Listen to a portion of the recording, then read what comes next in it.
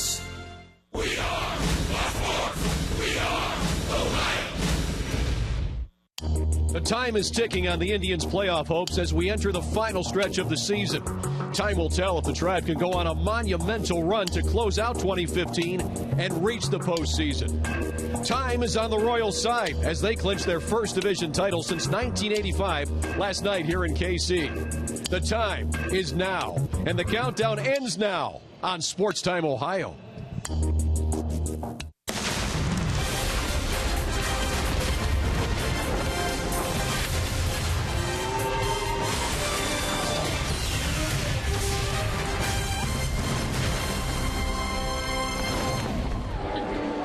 It's a sea of blue outside of Kauffman Stadium, and why not? The Kansas City Royals, for the first time since 1985, have won a division title, and they are back in the postseason with a win last night. Hi again, everybody. Along with Rick Manning, I'm Al Pulowski. Great to be here with you as the Indians will take on a Kansas City Royals team, Rick, that last night made it official. They are the American League Central Division champions. Yeah, they were running away with it in the second half, and they did make it official last night. They were scoreboard watching, though, hoping the Indians beat the Twins. They did just that. Eric Hosmer, most of these guys are going to get tonight off because they deserve it. They ended up clinching with an 11-game lead over the Minnesota Twins. So they are the first to do it in the American League. Their celebration went deep into the night last night. But you can see Toronto has a 3-game lead over the New York Yankees, magic number 8. And down into Houston tonight, the Texas Rangers play a 3-game series against Houston. That one's 3.5. And you look over at the wild card and you see the Indians with 75 wins, 76 losses, 11 games left. They've got to go 10 straight to get to that 11th game if they're going to do anything. So we'll see what happens tonight. Yeah, and the Kansas City Royals will be resting some key players. Hosmer is out, Moustakas is out, Lorenzo Cain, among others. But on the hill for the Tribe is Carlos Carrasco, and we'll learn more about him with Andre Knott in just moments right here on Sports Time Ohio. Cleveland Indians baseball is brought to you by W.B. Mason, the official office supplier of the Cleveland Indians. By McDonald's, I'm loving it. By your local Toyota dealers. Visit buyatoyota.com. Toyota, let's go places. And by the injury lawyers at Elk & Elk, proud sponsors of the Cleveland Indians. Call 1-800-ELK-OHIO.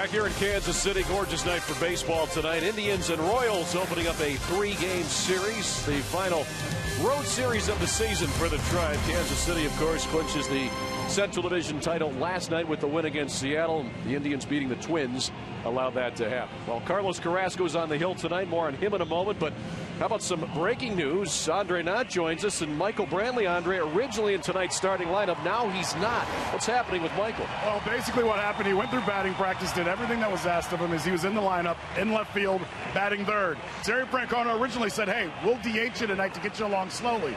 He says, no, I want to play if I'm going to be in a lineup so I can stay loose. Well, after going through batting practice, what really happened to him is when he extends, he still feels it a little bit in his right shoulder. So Terry Francona says, since you still feel it, let's sit you out another night and try to get you in the lineup tomorrow. Brantley is upset. He wants to play, but Terry Francona said it's not worth it at this point in time to force him to play.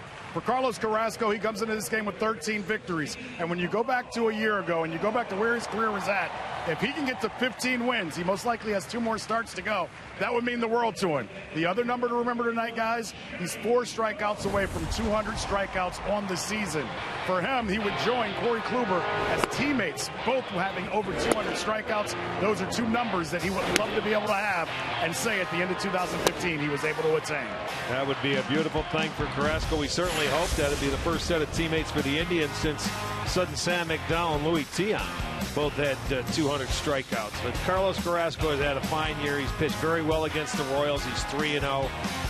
So no reason why he can't come out here and at least get him over the top tonight, get him back to that 500 mark. And Anderson Volquez on the hill tonight for the Kansas City Royals. Rick, this is a pitcher that the Indians have had success against. Yeah, they have. And you know, these guys are celebrating. All the regulars, they enjoyed it. They worked very hard this year. 89 wins. They clinched last night. First team to clinch in the American League. So, you know, why not?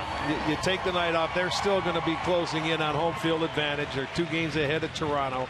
So I'm sure we'll see some of those guys right back in the lineup tomorrow night. And speaking of the lineups, we'll have the starters for you coming up in just a few moments. Also the first pitch, Carrasco against Volquez, Indians against the Royals, here tonight on Sports Time Ohio.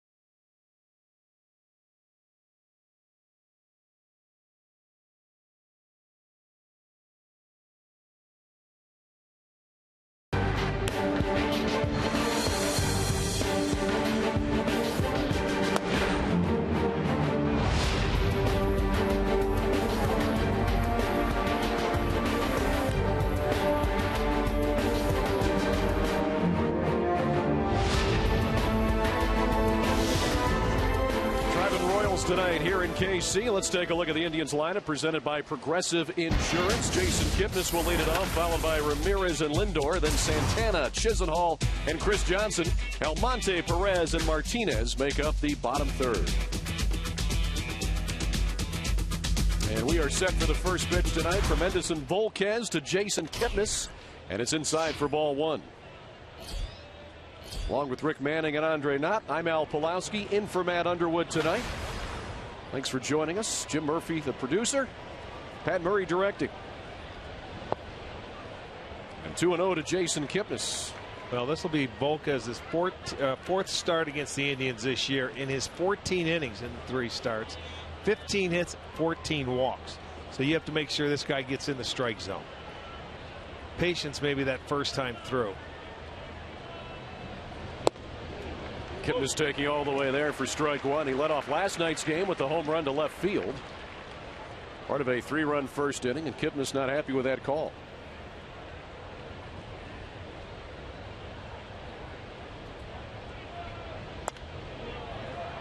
Now the count evens on the Tribe's second baseman. You look at the numbers for Edinson Volquez, and he is 13-8 on the year. 3.62 ERA. Making his 32nd start, a team leading 32nd start. He's given up 14 home runs and struck out 140. That's our Northern Ohio Honda dealer starting pitcher. Count goes full to Jason Kipnis.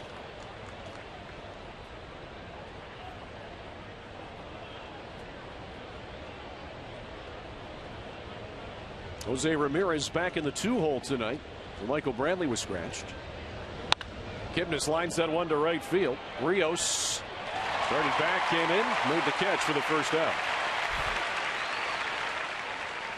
Take a look at the Royals defense behind Volquez tonight, brought to you by Ram. It's a little different tonight. In the outfield, it's Orlando in left, Dyson in center, Rios over and right. Cuthbert is at third base, Colon at short, Zobrist is at second. Butera gets to start at first with Pena behind the plate. Not the names you're used to, because they clinched last night. They had a little celebration here in Kansas City, and rightfully so. First time they've won their division in 30 years. Look at the umpires. Dana DeMuth behind home plate. He's the crew chief. Mike Estabrook at first. Ed Hickox at second. Paul Nauert is at third. Ball one to Jose Ramirez.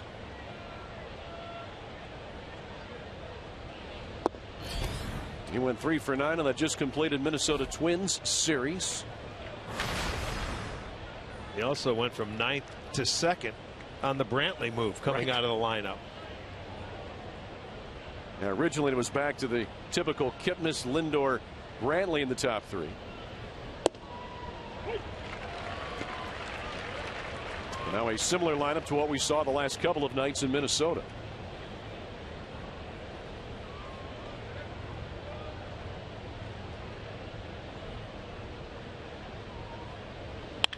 Ramirez hits that one well to right center. Rios going back. Rios looking up, and this ball is gone. Jose Ramirez, the shot to right center. The solo home run is 5th of the year, and the Indians take the first inning lead, 1-0. I'm going to tell you, that ball was hit a long way. This is a big ballpark, and this one went over where the people are sitting there. It looked like it went into the second deck over there in that Pepsi porch. He hits a fastball out over the plate, and he was running, I mean, full throttle. His batting helmet came off, and you see the fans looking for it, and it comes flying off, hits his foot, and he says, okay, that's out of here. I can jog now. So for the second straight day, the Indians get a first inning home run to give them a lead. I think that's the opposite of showing up the pitcher with the way Jose Ramirez ran to first base and continued on his trot. He finally got into his trot once he got to second. That homer, 412 feet. That was a bomb for him. So 1-0 try. Francisco Lindor looks at ball 2 from Volquez. Lindor on a modest 4-game hitting streak, 7 for 17 during that time.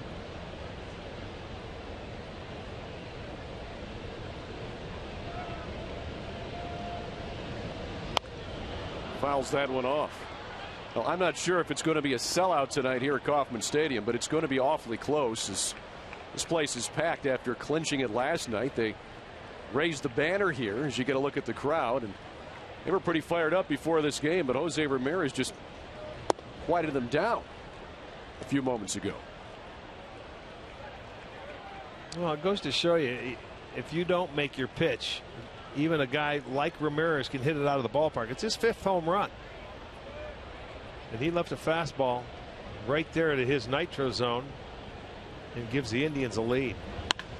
Lindor hits it hard, but a nice play at first base by Drew Butera. Second out of the inning.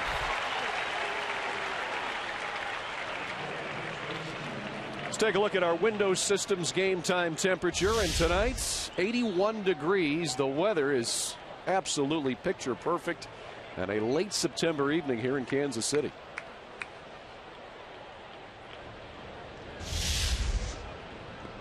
So here's Carlos Santana, who had just 2 hits in the just completed Minnesota Twins series, but they were both home runs. They both counted, a 2-run homer and a 3-run homer.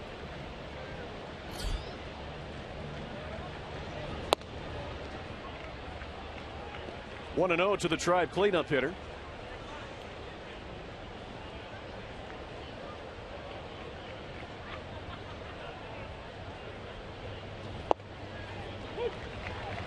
Change up right there.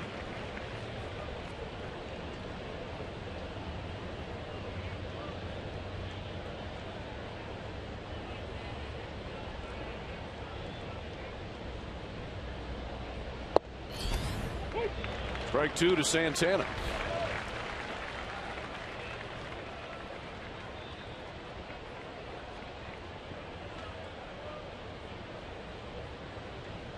Carlos 2 for 8 in his career against Volquez with a home run. I went a little bit low, so we're even at 2-2. But you can see the MO for Volquez usually deep into the count with a lot of the hitters, and he has been here in the first inning.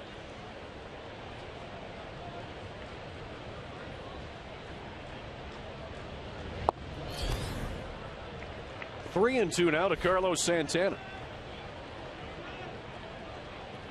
Lonnie Chisenhall would be next.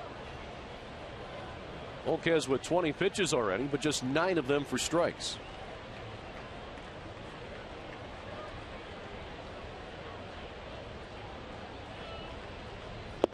And a swing and a miss on the off speed. First strikeout tonight for Henderson Volquez, but the Indians score first thanks to Jose Ramirez and his 412-foot blast to right center. 1-0 Tribe. Royals coming to bat.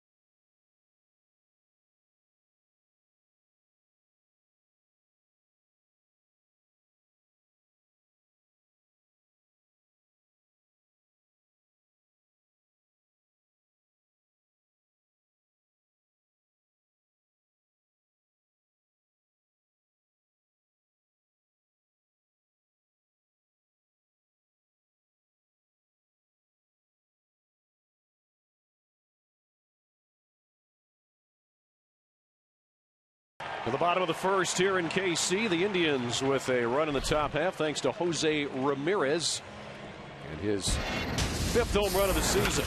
The Kansas City lineup presented by Toyota. As you can see, not the regulars for the most part. Rios is about the only one along with Ben Zobrist, but you've got Dyson, Zobrist, and Rios, the top 3. Then Orlando, Gomes, and Cuthbert. Colon, Butera, and Pena rounded out for the Kansas City Royals. You see the numbers there on the left of what Rios did against the Tribe in that last series. Well, our Northern Ohio Honda dealer starting pitcher Carlos Carrasco, 13-11. He is making his 4th start against the Royals this year. He is 3-0. 2 starts coming here. He's gone 7 innings both times in this ballpark.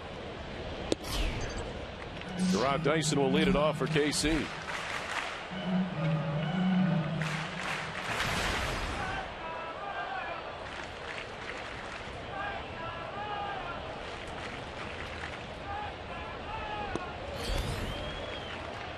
Two 2-0 to the Royals leadoff hitter. It was 2 starts ago. Carrasco beat the Royals in Cleveland. Went 6 innings, 5 hits, and 1 run. Left that game leading 4-1. But in his last start, he was beaten by the Chicago White Sox, where he went 5 innings, gave up 4 hits and 3 runs. He did have 9 strikeouts, though. That one on the ground is short. Dyson could run the quick throw, and he gets him by his step. Nice play by Frankie Lindor for the first out. Let's take a look at the Tribe defense for you. Brought to you by Ram. It's Martinez in left, Almonte in center, Chisenhall over at right, Ramirez at third, Lindor at short, Kipnis at second, Santana at first, Perez behind the plate.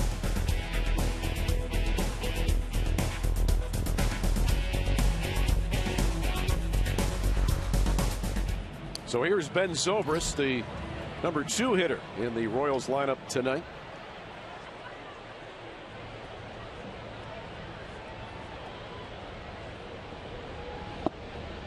He takes strike 1 from Carlos Carrasco.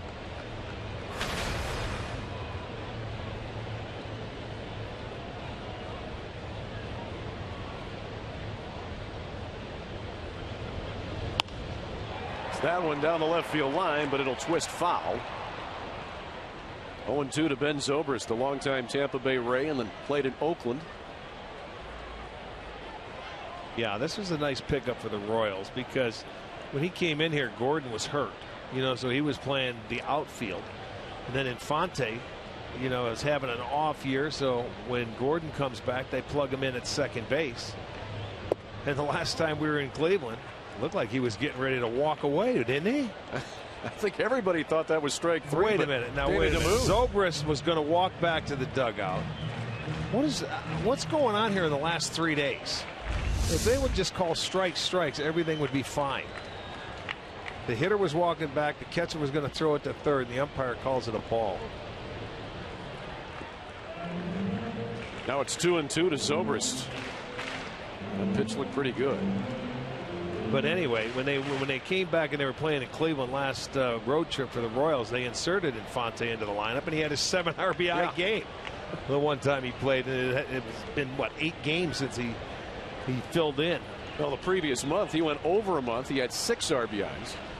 And then that game against Cleveland, he had 7 in one night. There's strike 3. I think that's a strike. Perez held on to it. The foul tip. First strikeout tonight for Carrasco. 2 outs for the Royals here in the first inning. Well, let's look at the slider from Carrasco. That's been a pitch that has been lethal for him. It's been filthy. It's been nasty. That's a changeup right there. Going down and away. That's what makes him so tough against left-handers on the year. Lefty's hitting just .218 off him coming into this ball game. Alex Rios batting third tonight.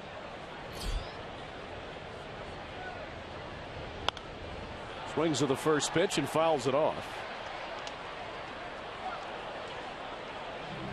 I don't know, Rick, if it's fair to call Alex Rios a journeyman, but he's been around quite a bit now. He's been a good player. He came up with the Toronto Blue Jays. Spent time with the White Sox, the Rangers, and Kansas City. He's been a good player. He's having a good second half for KC.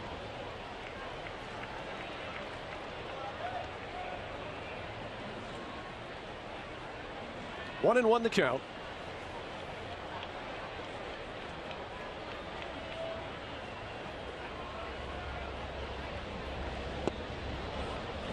Good pitch there by Carrasco, changing speeds. Well, this is the slider I was talking about that's so lethal to the right-handers. That thing goes straight down. His changeup goes straight down, but the other way to the lefties.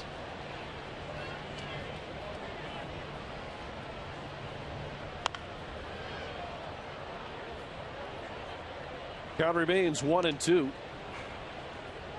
Oh, Carlos Carrasco, Rick, we've talked about it before. Cookie's in that stretch from the outset.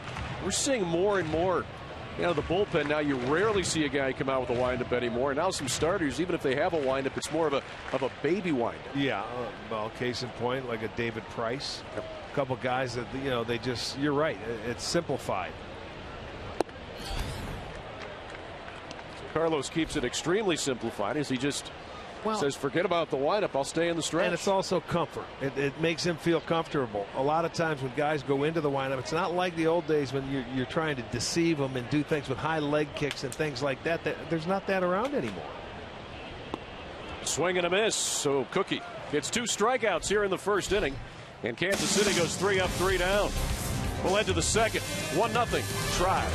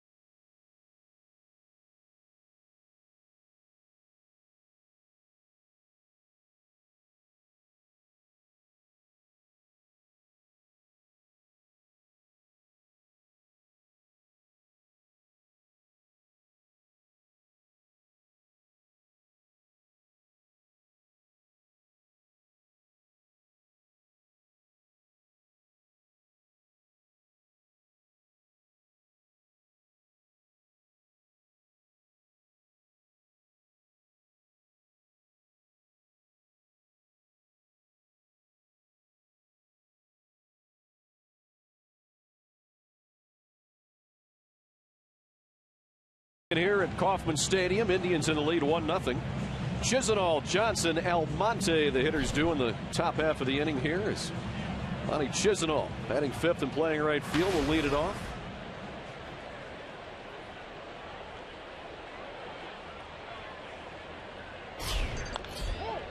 Fouls the first pitch he sees off.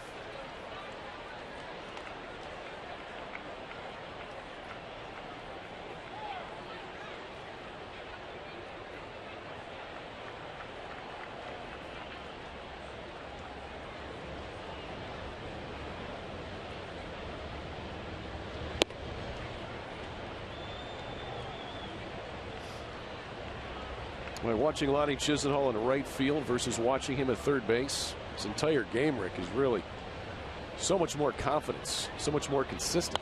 Well, he looks like he feels very comfortable out there.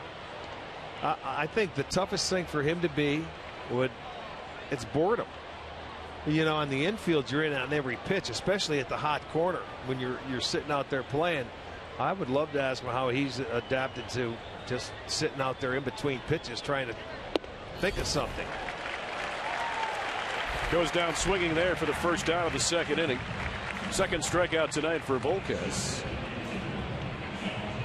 Let's take a look at our keys to the game, brought to you by Wayside Furniture.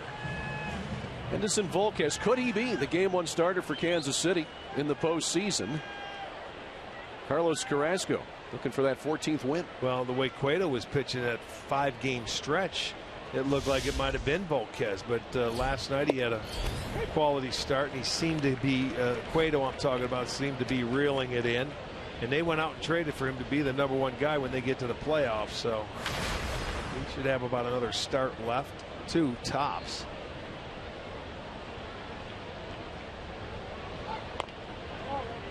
It's quickly 0-2 to Chris Johnson. So Volquez most likely, you would figure it'd be 1-2. Cueto, Volquez, the top of the rotation heading into October. Well, yes, I would think so.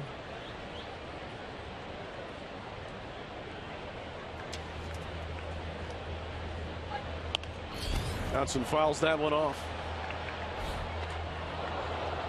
Chris Johnson, the DH tonight.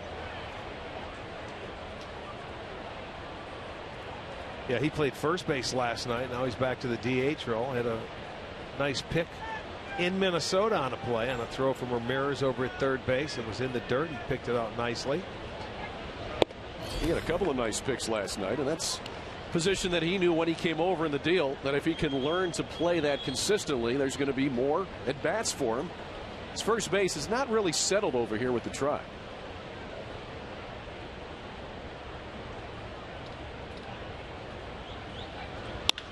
Johnson hits that one in the hole between third and short. He has a 1-out single. Sees aboard. Well, catch Indians baseball with MLB.com at bat on your smartphone or tablet. You can stay connected with live radio broadcast, stats, breaking news, and more. Download MLB.com at bat, the #1 app for live baseball. So that'll get a runner on for Abe Almonte. He's had a tough road trip so far. He's 0 for 9. Did have a nice play defensively last night, going out Aaron Hicks at home plate when he was trying to score on the sacrifice fly attempt by Joe Mauer. He swings and misses here.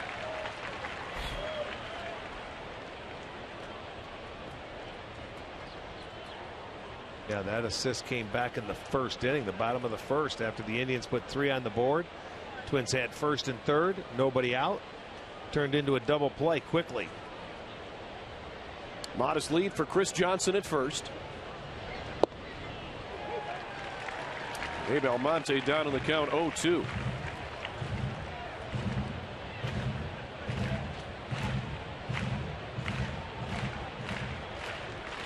As a left-handed batter overall this year, he's hit .257, .243 from the right side.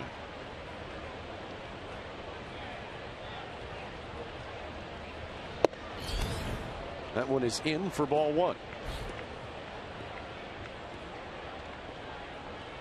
Take a look at this pitch on our Nissan pitch tracker. In off the plate. He's trying to bring that ball back to the inside corner, and it stayed inside.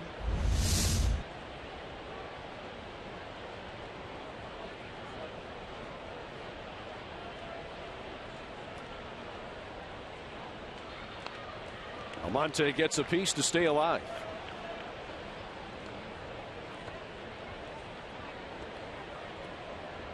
Almonte did get into 31 games earlier this year with the San Diego Padres.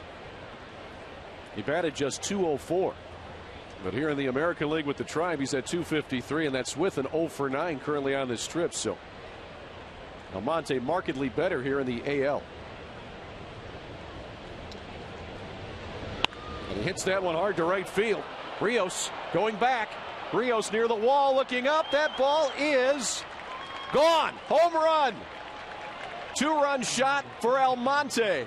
And the Indians have a 3-0 lead.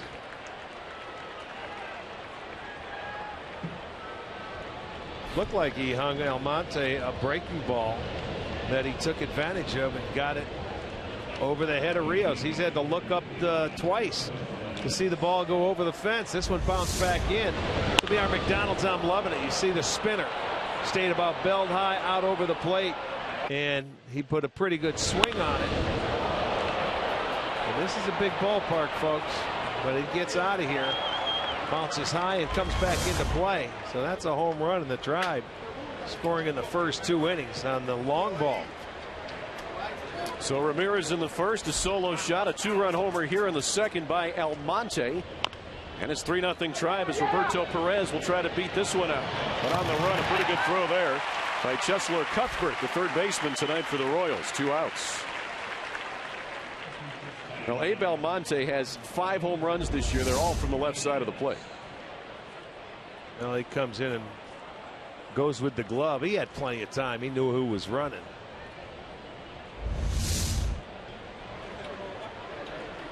So there's Abe, who drove that one out to right center. Both of the Indians homers tonight are almost in the same spots. Now Ramirez wouldn't agree. He hit his in a different zip code. He hit a different level. They're both out to right center. Well, I'll tell you, this is one of the biggest ballparks in the league, you know, to hit home runs. You get one out of here, it's legitimate. I don't care if you pull it down the line or where you hit it, but the big alleys, power alleys, are a long way away.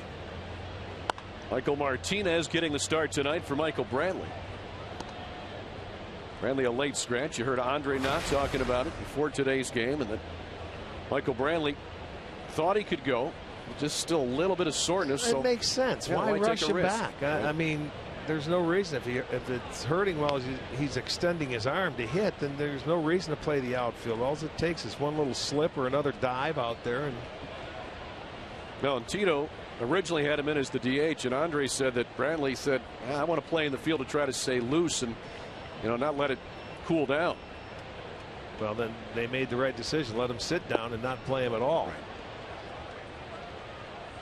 Now he's so important to this team. Well, he wants to go out there, but when you look at the lineup you're playing against tonight, I mean, in all reality, you're concerned about him the long term. Right. Not one game. And why get him back today and then have him sit for several more games if he re-injures it? Martinez hanging in there.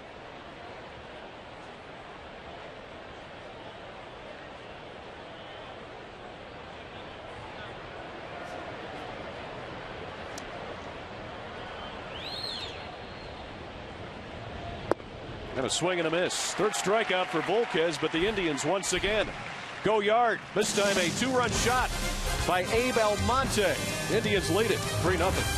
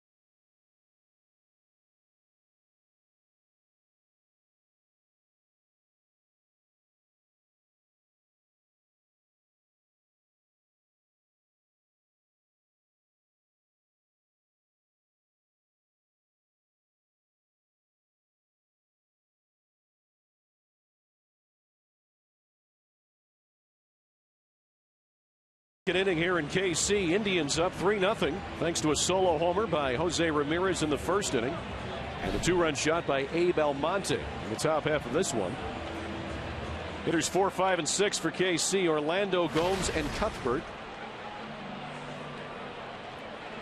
Paulo Orlando batting cleanup tonight as Royals are resting most of their regulars after clinching the Central title yesterday. So he gets moved to the cleanup spot, and he takes strike one from Carlos Carrasco.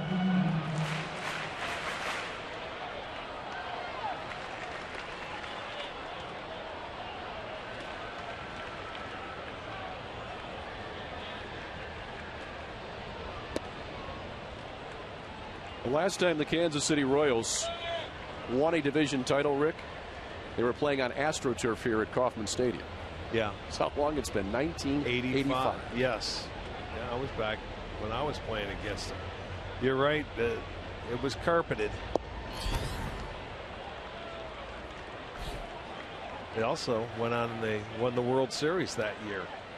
The only title in club history.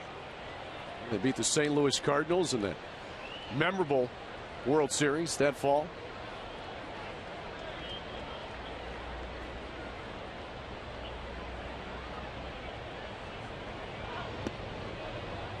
Two and two to Paulo Orlando. Good athlete, good speed for Orlando. He has 6 triples this year. He had 5 of them, but I think the first week he was called up in April. He had 5 in April. You're right. He's had 1 since then. Good defensive outfielder.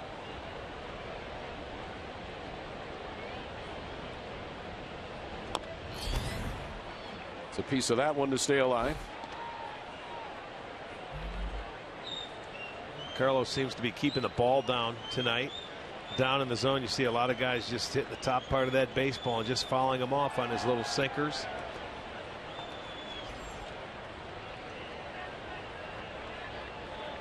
Johnny Gomes, the designated hitter tonight.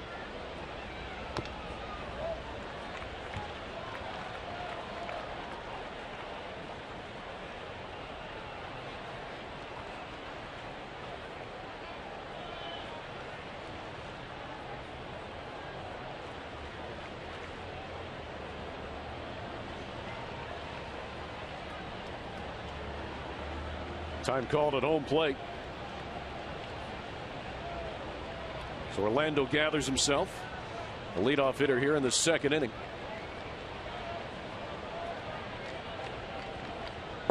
Swing and a miss. 3rd consecutive strikeout for Cookie. 1 out here in the 2nd.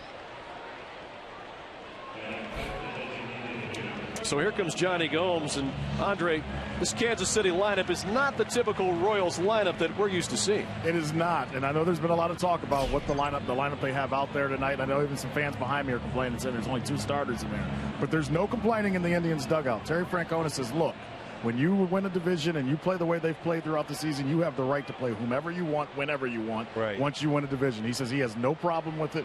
He gets where they're from, where they're coming from. They can play whoever they want. They deserve it at this point in time. Yeah, they earn that right. You know, I mean, they played so hard for so long.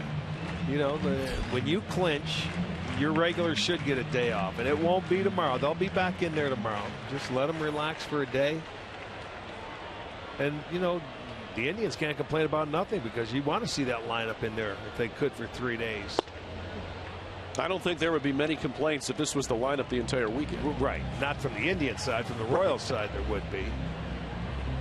Those guys are just, they'll get back to it tomorrow. It's nice to just, they don't have to even look. They know they're not going to play. They're not going to pinch hit. You know, they get a full day off. And Gomes is out swinging, tried to hold up and could not. I'll tell you what, Carrasco right there is 200. Let's take a look at the Buick stat of the game for you. And there it is, 200 strikeouts for Cookie Carrasco. Kluber has 230, 3rd time in club history. 2 pitchers with 200 plus, in the first time since the late 60s and the era of the pitcher. Yeah, how about Sam? You know, McDowell was going to be a part of it, and also Louis Tiant. Those guys swing and miss stuff, just like Kluber and Carrasco. He has 4 straight strikeouts right now after the ground ball out by Dyson. Jessler Cuthbert, the batter, takes inside for ball 1. Now, as you were talking about just a few moments ago, his slider tonight looks awfully good. Yeah, well, anytime, and we've watched Carrasco now this year, when he keeps that ball down, it's awfully tough because there's movement everywhere. Cookie got a piece of that one, slowed it down for Kipnis, who retires him. That'll go 1-4-3, and the Royals are 6 up, 6 down.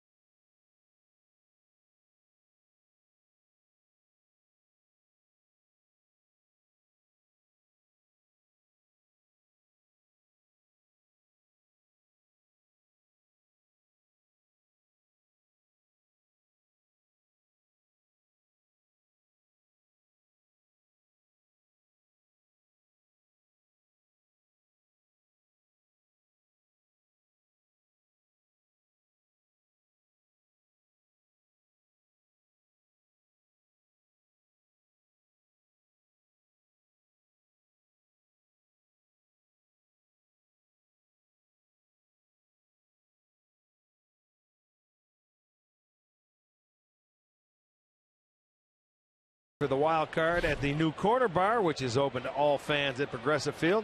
$13 district tickets presented by Sports Time Ohio, available for our final homestand next week. Go to Indians.com. Third inning here at Kauffman Stadium. Tribe up 3-0. Jason Kipnis will lead it off. He'll be followed by Ramirez and Lindor. He lined out to right field. First time up. Long one.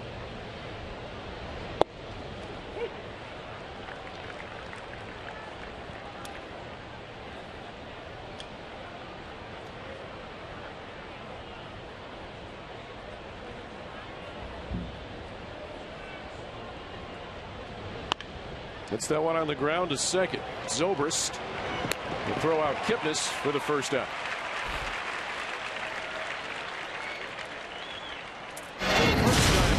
Ramirez came to the plate tonight, Rick. He did this. 412 feet to right center. And he put the Indians on the board first. Lost his helmet, though, on the trot. Well, it wasn't a trot. He was running, but thinking it was going to stay in the ballpark. And I'll tell you what, he hit that ball about as hard as you can hit it. Ramirez hits it high in the air to right. Rios with plenty of space. 2 quick outs here in the third. Let's take a look at yesterday's great clip of the game. Francisco Lindor, 3 hits last night in Minneapolis against the Twins, including a triple. Yeah, the triple coming from the right side, and it looked like he was running out of gas, but he got in there and beat it out. That ball deflected off him.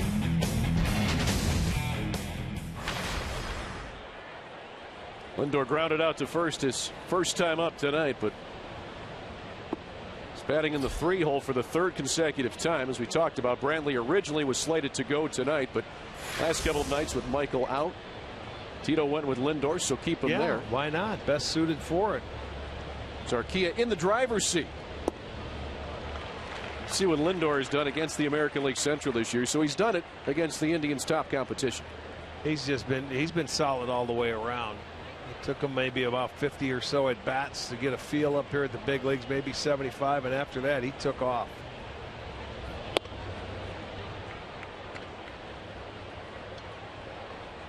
Two and one to the Tribe shortstop. Volquez trying to settle in, giving up 3 runs in the first 2 innings.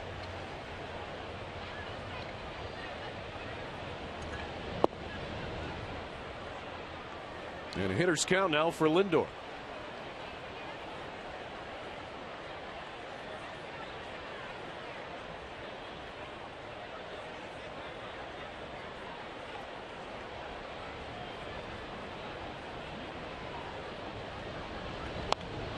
Fouls that one straight back with a healthy cut.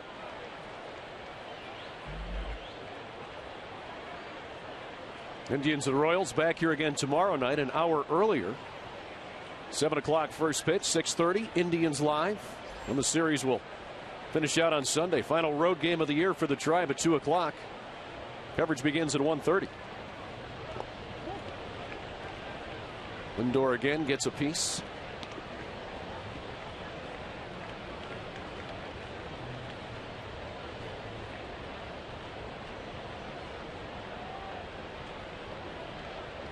For Volquez, this is his team leading 32nd start of the year. He's been pretty consistent as far as being healthy. And well, he was their number 1 guy. They signed him instead of Shields back, so he was going to be the man. And they had some issues. Well, here's what's interesting, Rick. He recorded his 17th quality start his last time out against the Tigers when 6 innings gave up 3 runs. He's alternated between quality and non-quality starts his last 9. Yeah. And you know, when you look at me, if you're a number 1, a quality start is not 6 innings and 3 runs. You know what I'm saying? I know technically they call it a quality start, but when you get later on into the year and you're getting to playoffs, you got to go out there 7 innings, 2 or less.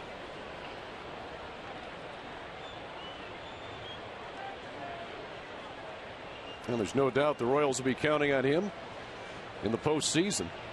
as we talked about. Well, and it looks like, you know, the dogfight for home field advantage is going to come into play. Yep. Kansas City and Toronto. Toronto leading 4-2 right now. They're playing Tampa Bay. And, you know, if the Indians hold on, it's 3-0 here. It'd be a 1-game lead for the Royals, you know, going into it. But still a ways to go. A 1-1 count to Carlos Santana. Francisco Lindor with a decent lead at first base.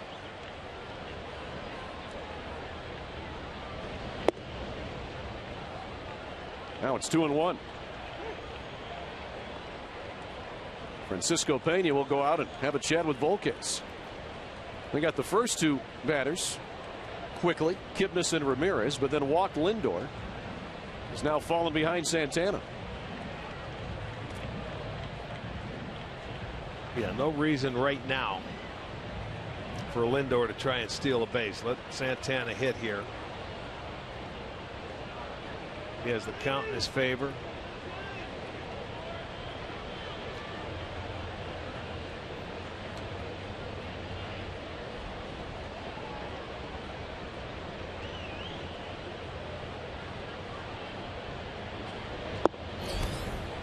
Three and one to Carlos.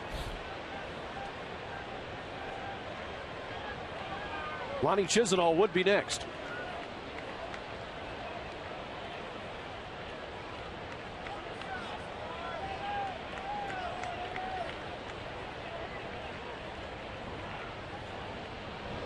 Frankie bluffs, and it's ball 4. So back-to-back walks. Now the Indians with 2 on with 2 out for Lonnie Chisenhall. Well, he's his own worst enemy. He had 2 outs and very few pitches in the inning. And then back-to-back walks. Highland's going to go out and talk to him. You know, he has that pitch count up there because he had to throw a lot of pitches in the first couple of innings. You look at it, 21-21, and he could have breezed through the third up until the last 2 walks. And it seems like when he has a hitter up there, it's always 5 pitches, you know, before you can retire him, unless they get aggressive with him early. Well, if he keeps this rate up, he won't be long for the ball game tonight. Yeah, 58 pitches. He's still not out of the 3rd inning. So here's Lonnie Chisenhall, a strikeout victim his first time up back in the 2nd inning. And it's wide for ball 1. So Lindor at second, Santana at first. Lonnie batting .289 with runners in scoring position this year. We'll look for a 2-out hit.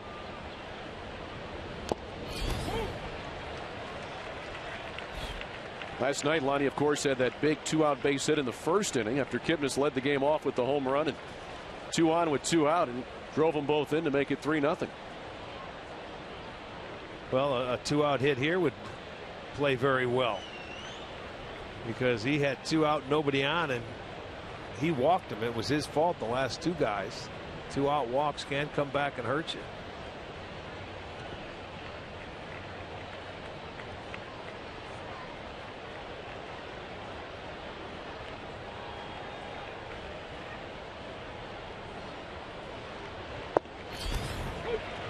There was a good pitch from Volquez. Now it's 1-2 to Chisenhall.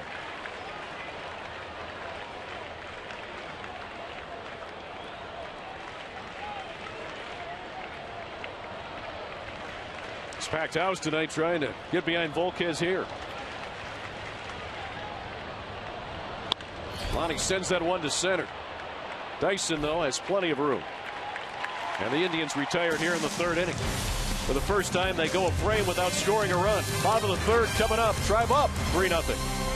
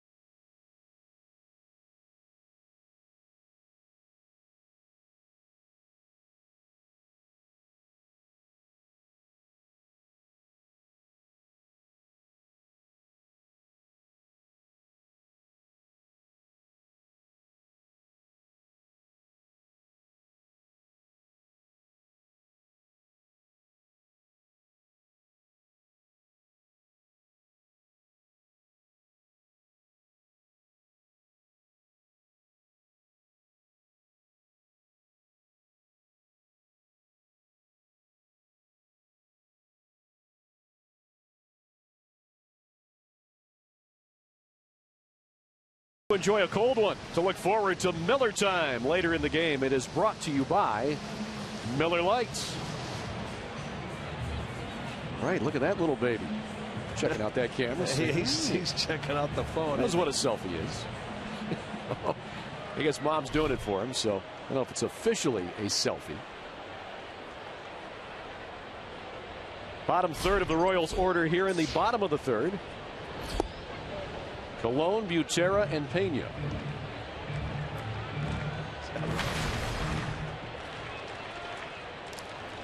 I didn't.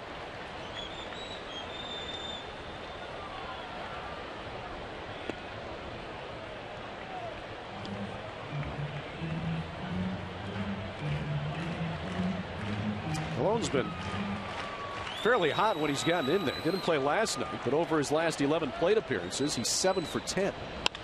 He hits that one right back to Cookie. One out here in the third inning. While we have a moment, let's send it back to our Cleveland studios for a Mazda game break. Jensen Lewis, what is the latest with the Rangers and Astros?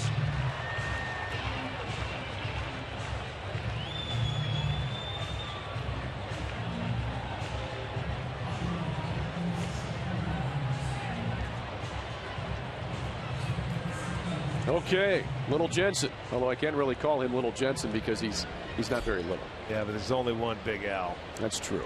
That's true. So that is good news for the Tribe as the Rangers are up 3-0 in Houston, bottom of the second inning. The Rangers beat them 4 straight, back in Arlington. This is a must win here for Houston. And it's almost a must sweep if they want to even dream of the division. Drew Butera, the batter. Yeah, it seems that the Astros, too, boy, they were so good for so long. They hit a little bit of a lull, middle portion of the season. Indians played them well at Progressive Field, but then they rebounded, Rick. But in the last 3 to 4 weeks, they haven't played anywhere near to the level they were at in the first half of the season. It's a young team. They haven't been up there in a while. They haven't had a lot of guys go through this. Their bullpen has struggled a little bit. And, when it starts getting the tight times, you can see you start pressing a little bit, I think. Well, and Carlos Correa, as good as he's been for the Astros, he's still a rookie. Yeah. Never played this deep into a professional baseball season. Well, you go around that whole team, and it's like that. And the Royals have their first base runner of the night. A one-on walk to Drew Butera here in the third. Well, check out the Tribe with the $10 bleacher seats in our final homestand next week. You can take the Tribe on when the Twins come to town. And then after that, the Red Sox will be there for the weekend. So you got 7 games going out there. Best views in the ballpark, all for $10. Go to Indians.com. Here's Francisco Pena. He's 0 for 6 this year. He's played in 5 games since being recalled from AAA Omaha September 1st. He batted .251 for the Storm Chasers with 13 home runs, 20 doubles.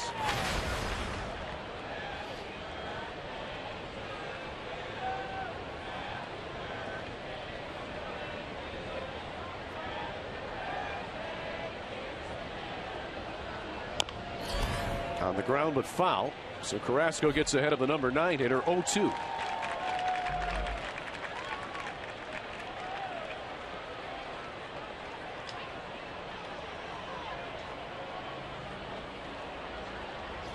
Three runs on 3 hits for the Tribe.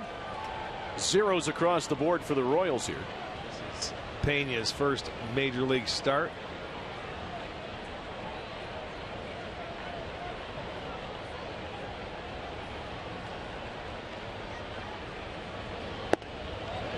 Check to swing. In time, says Mike Estabrook.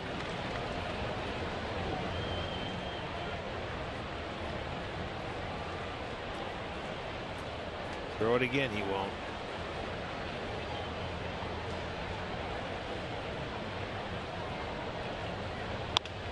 Inside. The ground to third. Ramirez to second for 1. On to first. A double play. So Cookie has still faced the minimum through 3 innings. We head to the top of the 4th here in KC. Tribe ahead, 3-0.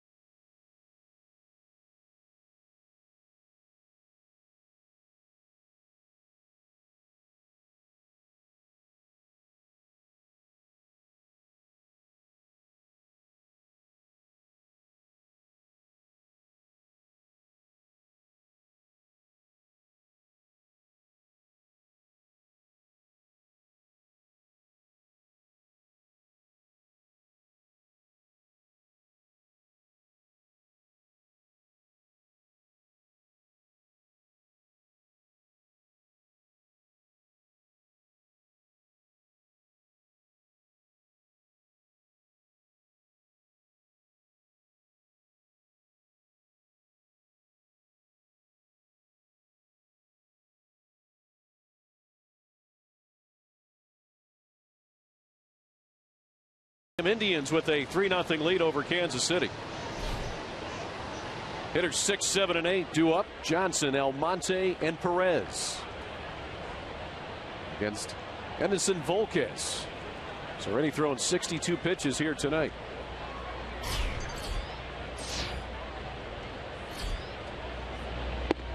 Chris Johnson singled and scored on the Almonte home run his first time up back in the second inning.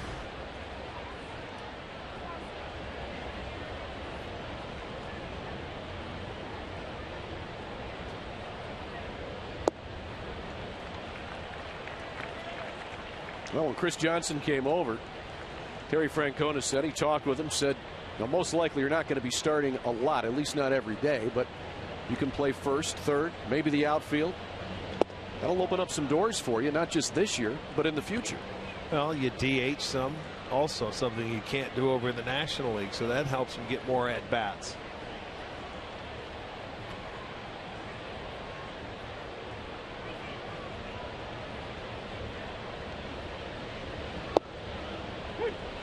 Two and two now to Johnson. A couple of years ago, he was in the National League batting race until the last couple of weeks of the season.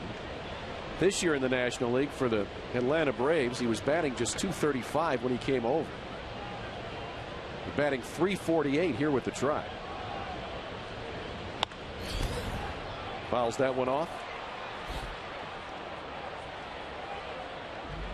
So he has it in him, and he's still right at that age where he should be in his prime. Well, and the thing of it is, changing leagues is not an easy thing to do where you're facing guys that you've never faced before.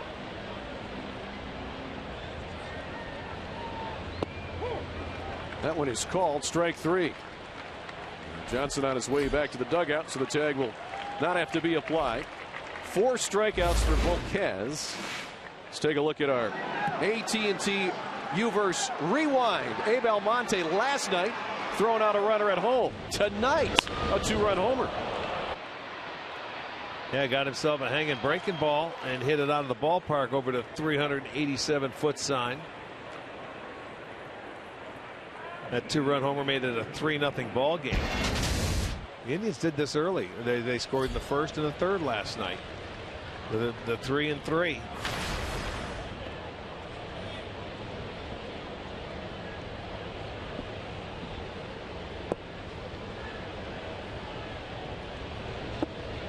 Monte showing bunt. Taking it for a ball. 1-1 now to the Tribe center fielder.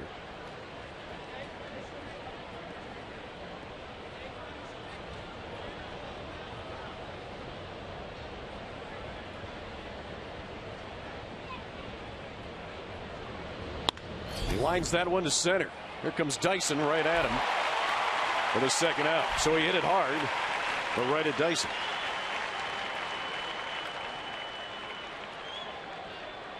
That'll bring Roberto Perez to the plate. Grounded out to third. His first time up.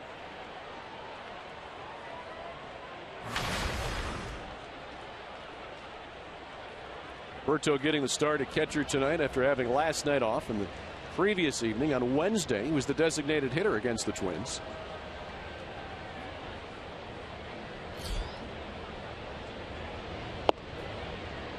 And he takes strike one from Volquez.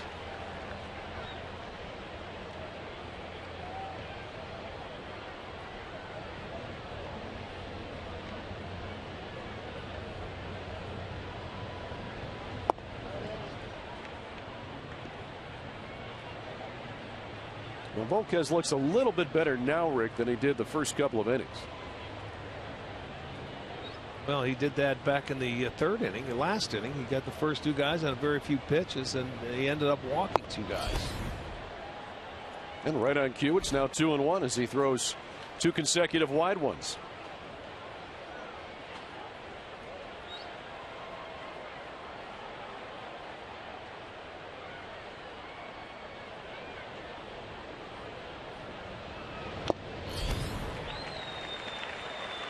Volquez signed a 2-year free agent deal with the Royals this past offseason. He's got one more year left on that contract.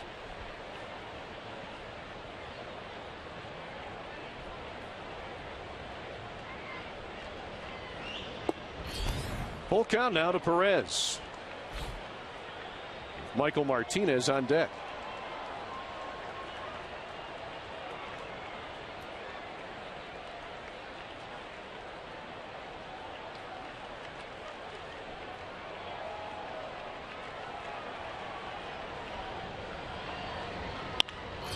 Hits it hard on the ground to short.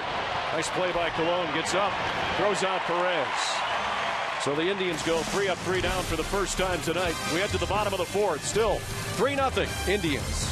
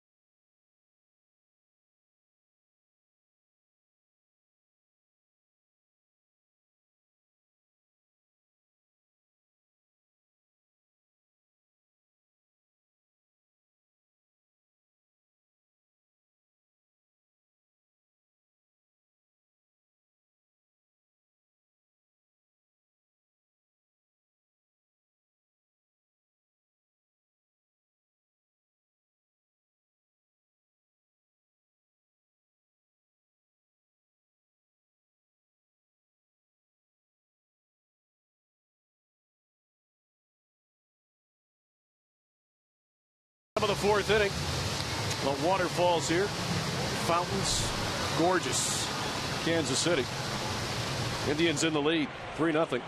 Today's Levin player profile. Carlos Carrasco, 10th Indians pitcher in history with 200-plus strikeouts in a season. But, Rick, check out how many innings it took him to reach that. Pretty impressive. Yes, it is. 173 1/3 to get to his 200. He has 4 on the night, and it was 4 consecutive. The second, third, fourth, and fifth hitters of the game. Top of the order for KC, and Dyson hits it long to right field. If it's fair, it's gone. It is foul. Well, he jumped on that first pitch and just a little bit out in front.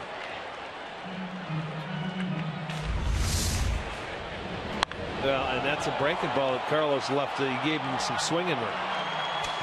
Yeah, you can tell. He knew he had enough of it. When you're a guy like him, he usually slaps at the ball, but when you hit one deep, he has 2 home runs. You don't want it to go foul. That was a mistake that Carrasco made. He got away with. And Jarrod Dyson, obviously not known for his power, but instead for his speed. He has 6 home runs in his career. He's down on the count 0-2. His career began with Kansas City back in 2010. Played in 18 games, then 26 the next season. Then he played fairly regularly, playing between 83 to 120 games for the next 4 years. Well, he also got a lot of playing time when Gordon was out this year. They started to play him in right field, and where Kane was, they moved him over to center, realizing he's definitely the future. Lorenzo Cain, an outstanding center fielder. You talk about long strides and could go get the ball and cover a lot of ground. But with this guy in right, he did a nice job too. He can go out and get him in the outfield as well. And Dyson a strikeout victim as Perez will make the tag. 5 strikeouts tonight for Carrasco.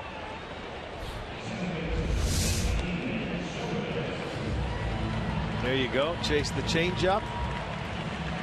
Apply the tag. How about these numbers for Cookie Carrasco, and look at the company he is now with. 5 or more strikeouts in consecutive starts. Carrasco at 17, again tied with Louis Tiant. And who's next in line? Sudden Sam. And Zobrist struck out his first time up. It's that one foul for strike 1. But when you talk Indians history and strikeouts, Bob Feller comes to mind first, and Sam McDowell is the very next name. Absolutely.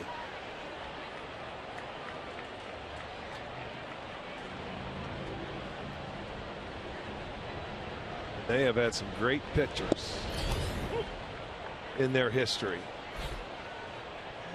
You know, those teams that Sam McDowell played on throughout the 60s and into the very early 70s couldn't hit much at all.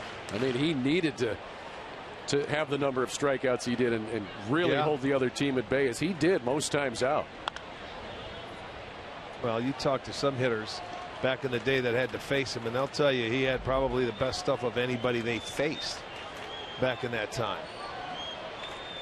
They say, you know, Sam had 4 quality pitches, but he was probably his own worst enemy, because, you know, he could throw the fastball by you, but he wanted to trick you, try and get you out. I never had an opportunity to face him. Of course, he was part of that trade that went out to San Francisco when the Indians got Gaylord Perry. Right.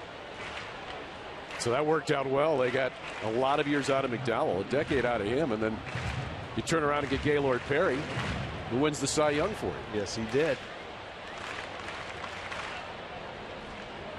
1-2 to Zobrist. And a swing and a miss. Strikeout number 6 tonight for Carrasco. 2 outs here in the 4th inning. Well, they're coming in bunches, aren't they? This is going to be our Circle K strikeout. Just another little change up, down and away. You can see those hitters. They see the spin, and just look at the movement. When you can get a guy to swing at a pitch that's nowhere near the strike zone, you know it's good stuff because you have him fooled. So he has 2 strikeouts in the first, 2 in the second, 2 in the fourth in tonight's ball game, and he has only faced the minimum. Here's Alex Rios, a strikeout victim in the 1st inning. Fouls that one off to the upper deck.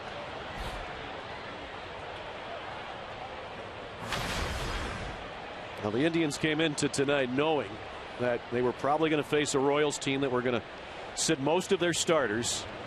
If they want to be in this wild card race, they would have to get this win. Grounder to third, it's Ramirez. Fires a BB for the 3rd out. So through 4, Carlos Carrasco has faced the minimum. 6 strikeouts for Carlos. We go to the 5th.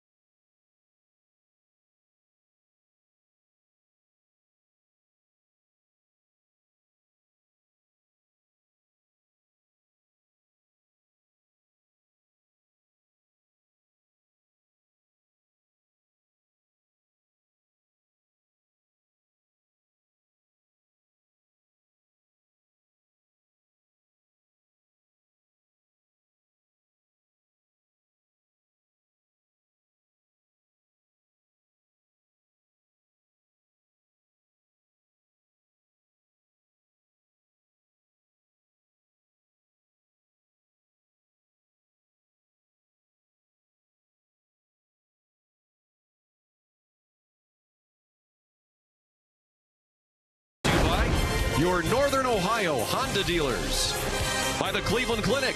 Call today for an appointment today. And by the game-changing all-new Ford F-150. The future is tough. We get to the 5th inning here tonight. Gorgeous night in Kansas City, Missouri. Temperature right now at 80 degrees. Michael Martinez will be followed by Kipnis and Ramirez. Hitters 9, 1, and 2 in the Indians' order. Facing Edinson Volquez. Gave up 3 runs combined in the first 2 innings, but has settled in somewhat since then. A solo homer in the first by Jose Ramirez, and a 2-run homer by Abe Almonte in the second.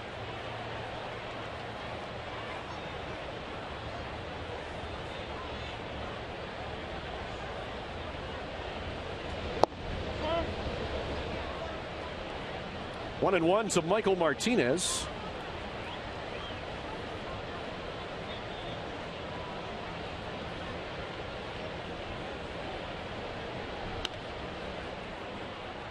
That one foul for strike 2. Yeah, Volquez has had Martinez out in front on that changeup. He struck him out the first time on that pitch, and that he threw it just the last pitch where he hit it off his front foot. Foul. Staying back. Shows him the fastball inside or off the plate, and is attacking him with the off speed.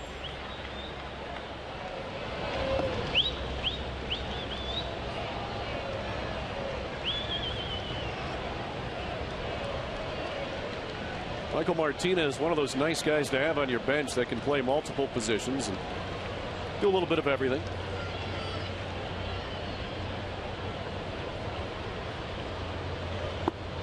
Swings and misses there, and he's a strikeout victim for the second time tonight. 5th strikeout for Volquez.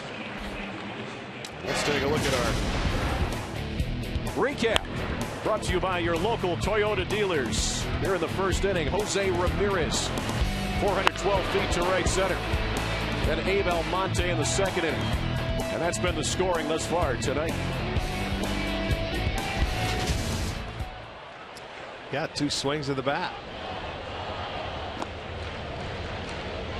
Jason Kipnis 0 for 2 tonight. Lined out back in the first inning. Alex Rios in right field, hit it well, but right at him. It's that one well to left center. Going over is Orlando, but he won't get there. That one will go to the wall. Kipnis on his way to second base. He'll stop right there with a 1-out double.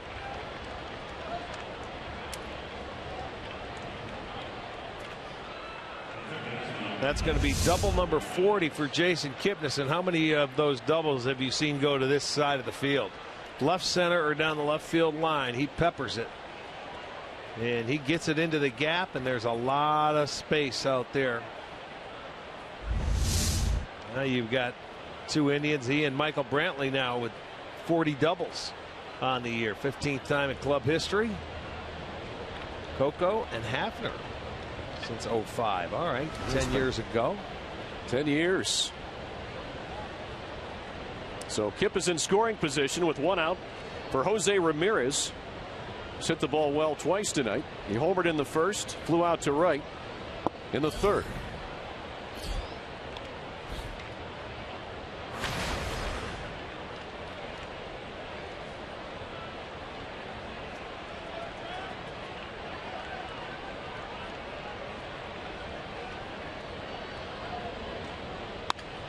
Sends that one to left. Orlando is there. 2 outs here in the 5th inning.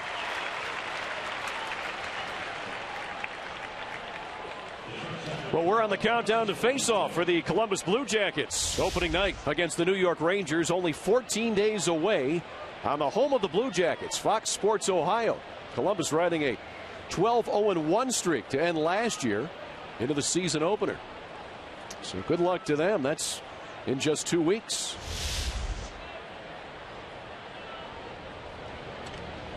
Here's Francisco Lindor. 0 for 1 with the walk. 3 hits last night for Frankie.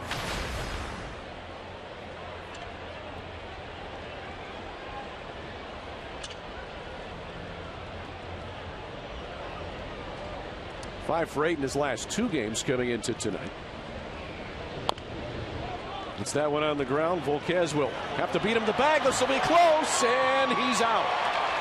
Man, Lindor almost beat him. Terry Francona's on the top step of the dugout. Perhaps we'll see a review. No, we will not. Terry heads back down. He says you're okay. So that's the end of the top of the 5th. Lindor made it close, but Volquez beats him to the bag.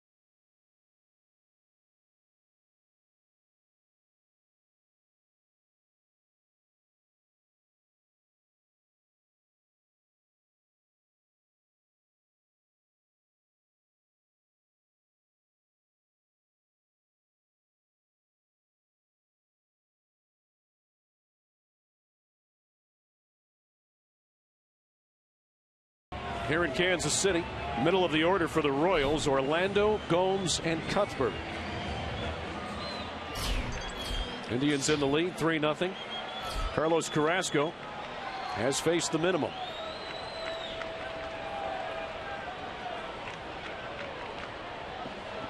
Kansas City's only base runner, a walk to Drew Butera in the 3rd, and then he was erased on a double play.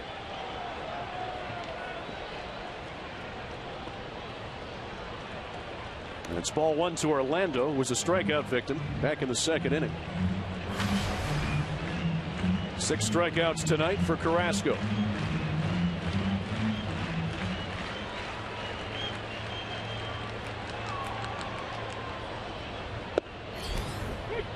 Orlando's hitting .333 here in the month of September for KC.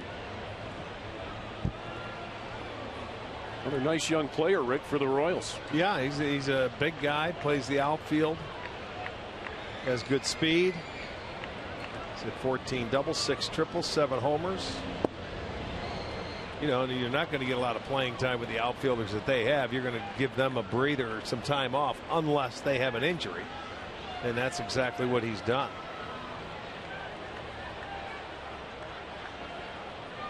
He's down in the count here, 1-2.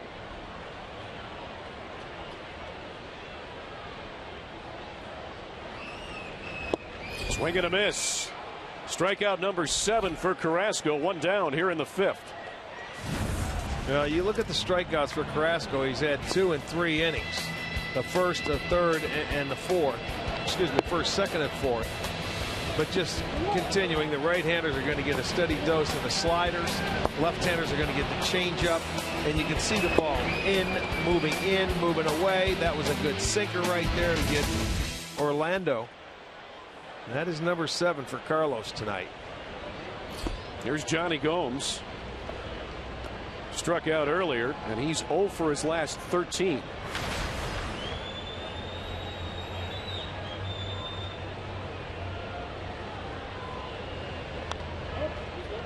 Quickly, 2 pitches in the books. It's 1-1. Gomes began his Royals career here this year 3 for 6. A couple of doubles in his first 2 games. but he has struggled since. Well, Gomes is a guy that's all or nothing. If you make a mistake, he can hit you a long way. But if you make your pitches, you can get a lot of swings and misses from him as well. He's not one of those guys that's going to give in and try and take it and go the other way. He's going to, it's all or nothing. That one just misses. Well, Carrasco's in a groove tonight. This one just off the outside edge. Just a teaser pitch. Another strikeout for Carrasco. That's number 8. 2 outs here in the 5th. Well, that slider, he's getting a really good feel for it. That pitch, that fastball away was the teaser pitch, I called it. Well, then you start your slider out on that same spot, and it's going to break late. And that's what you do. It slows down a little bit. It gets that guy committed. He can't hold up, and he swings through it. It ends up a ball.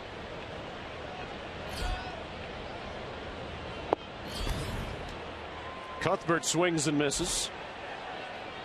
Grounded out 1-4-3 his first time up. Carrasco got a piece of it, and Kipnis threw him out.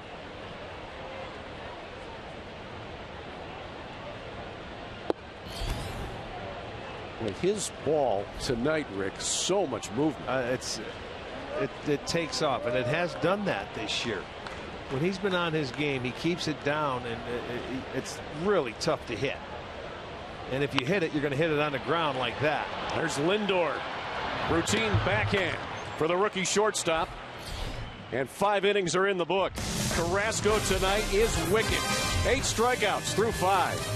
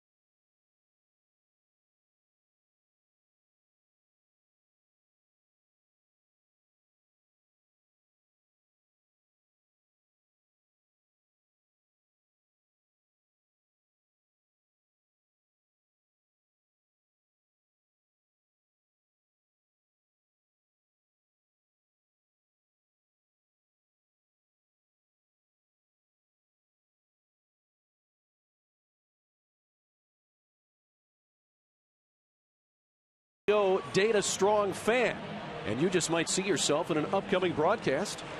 It is brought to you by T-Mobile.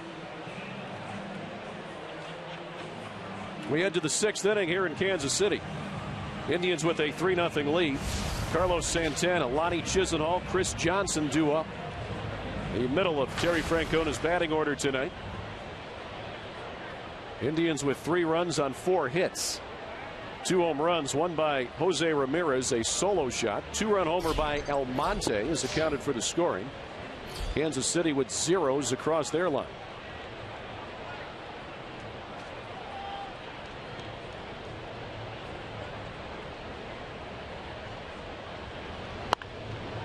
A ground to first, but foul.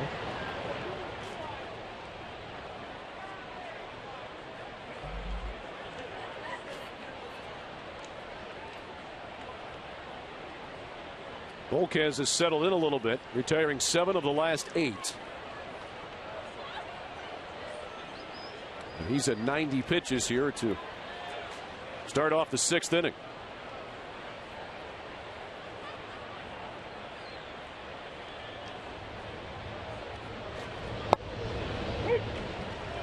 Good pitch there. 1-2 now to Santana.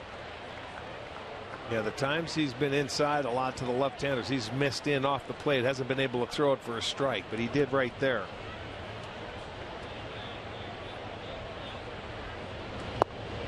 And a swing and a miss. That's the 6th strikeout for Volquez.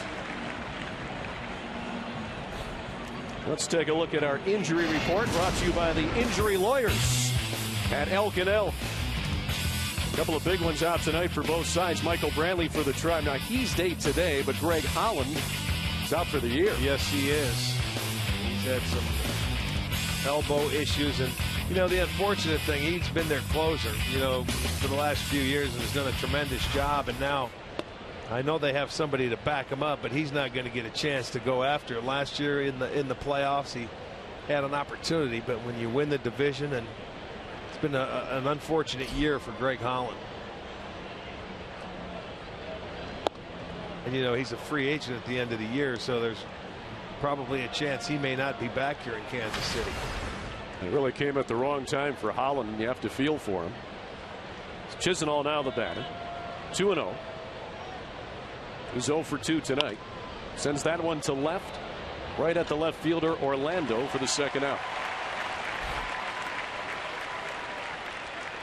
Well, speaking of injuries, Giovanni Urshela has been on the shelf of late. Andre Nan, what's the latest with Gio? Well, it's been over a week since we've seen Gio out on the field, and he's had that shoulder injury that's bothered him throughout, basically since mid-July when we were in Milwaukee. He took a swing in BP a couple days ago, and Tito told me the shoulder grabbed at him a little bit. Now, he says day by day it's felt a little bit better, but they're being really cautious with him. Urshela most likely will not play winter ball. They want him to get into spring training as healthy as possible. Because, guys, if you think about it, he's basically gone all year long dealing with injuries. It was a back, a knee, now the shoulder. So they just want to take advantage of getting him as healthy as possible going into next year. Yeah, that's the key. I mean, that hurts a lot of players. If you don't stay healthy, you can't play. And he has had different injuries throughout the course of the year, you know, and when you get to the big league level, boy, you got to make sure you are ready to go, and you get that opportunity. Now he has made an impact up here. He's a terrific defender at third base. You just don't know about his offense. And Rick, he understands that. He's told me the other day he's frustrated. He wants to play. He would rather play through this at this point in time because he wants to be a big leaguer. But I know the staff has told him, hey, let's get you healthy rather than worry about your hitting right See, now. I know he wants to prove to them he wants to stay in the big leagues, and I totally understand that. But on the other side, you got to say, hey, son, let's turn it in. There's only 10 games left. We're not going to take a chance of hurting you. And you come back in spring training, be ready to go for next year and stay healthy all year. Now, much like holding Brantley out tonight, better to be a little bit safe than sorry in the long run, especially with a young prospect. Like you said, Rick, excellent defensively. And if his hitting comes along, and we've seen flashes of it here, it could be a very nice piece for you going forward. It certainly could. Yeah, if you're going to err, you err on the side of caution, especially at this point in time. I mean, there's still a long shot at the wild card, but you're certainly not going to lose a player because of that. Full count to Chris Johnson.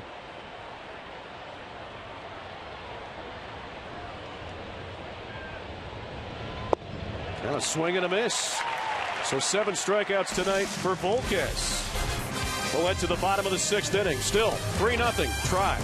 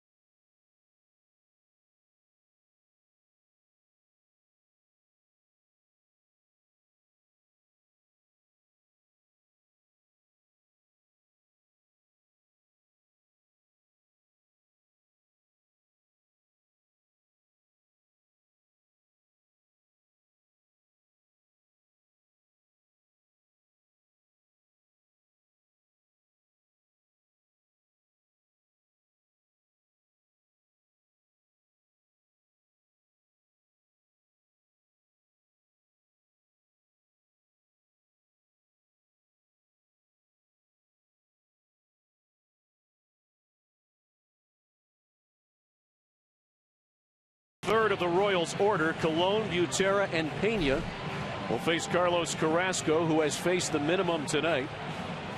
The Royals have had only one base runner, a Drew Butera walk back in the third inning. This is the 10th time an Indians pitcher has taken a no-hitter into the 6th inning this year.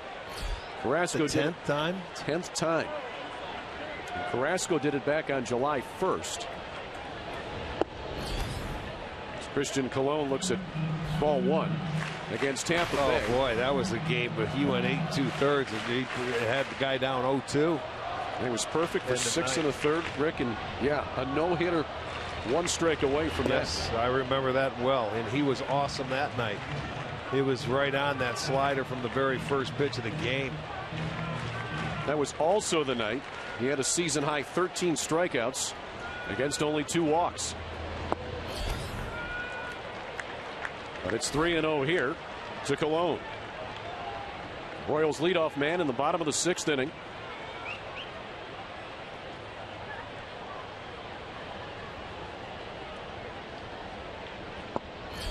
There's a strike.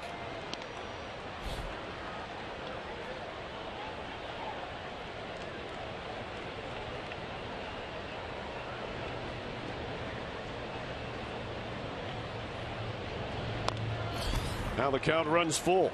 Yeah, nice pitch. He runs one in on the hands of Colon.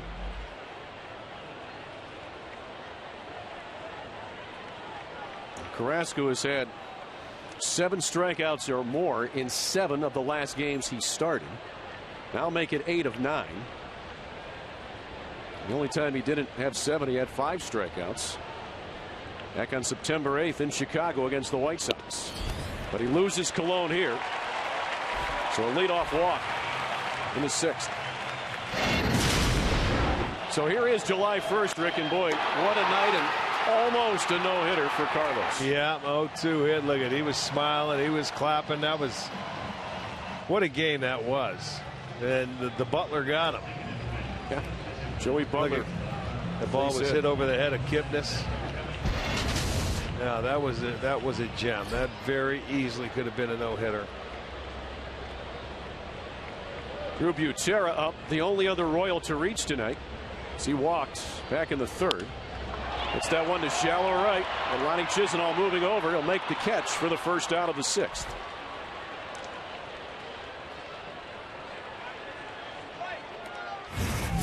So Carrasco tonight, Rick, 8 strikeouts and a ton of movement. Yeah, you just watch the location of the pitches. Everything down in the zone. He rides the fastball there. But you get the swings. Nothing is straight. Everything is down, and it's down out of the strike zone. And this is the reason why that was the first fly ball out he just had with that last out. Everything else has been down on the ground or in the catcher's glove. That's it. So 1 out with the runner at first for Francisco Pena, who grounded into a double play back in the 3rd inning. He'd love to get another one of those right here.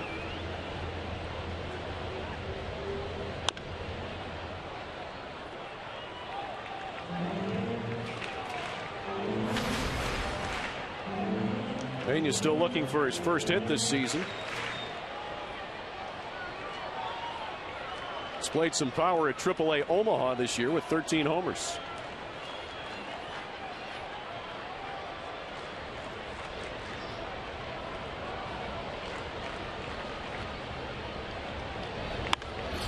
The air to right. Near the foul line. Chisenhall giving it a look, but it's into the seats.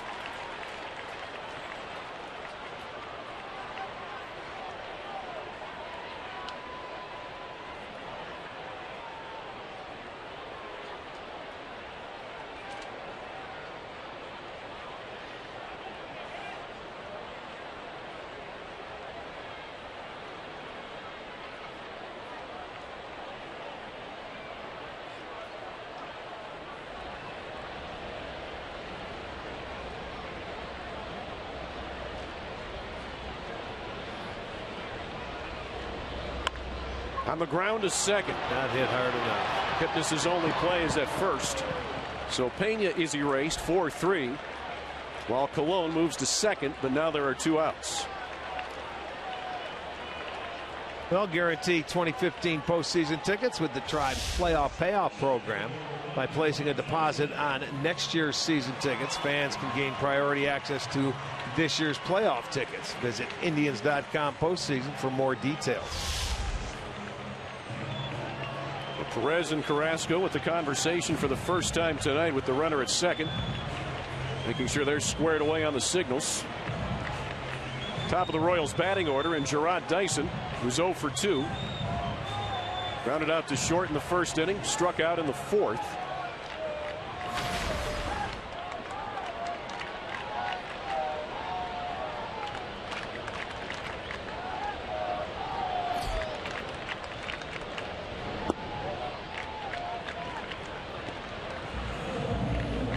Jose Ramirez in at third base, not quite on the infield grass cut. He's about a step or two away. Dyson, of course, always a threat to lay a bunt down.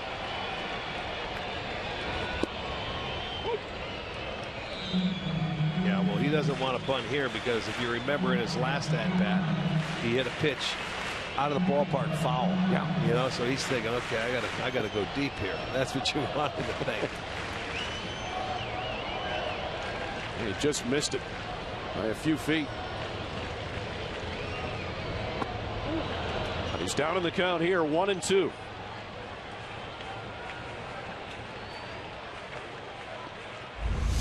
He was able to get him for strike 3 on this pitch in his last at bat, and you can see that he can't lay off that changeup. He's looking for that ball down. He's looking to hit it on the ground and try and find a hole, but it's not getting the home plate. Carlos very efficient tonight.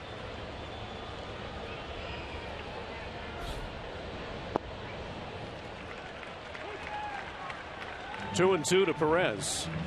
Now, how many times have we seen Kansas City batters swing over that pitch tonight? Well, it has to. Everything's down at the knees. It's starting at the knees. It's finishing at up the plate or in the dirt. Whether it's the slider or whether it's the changeup.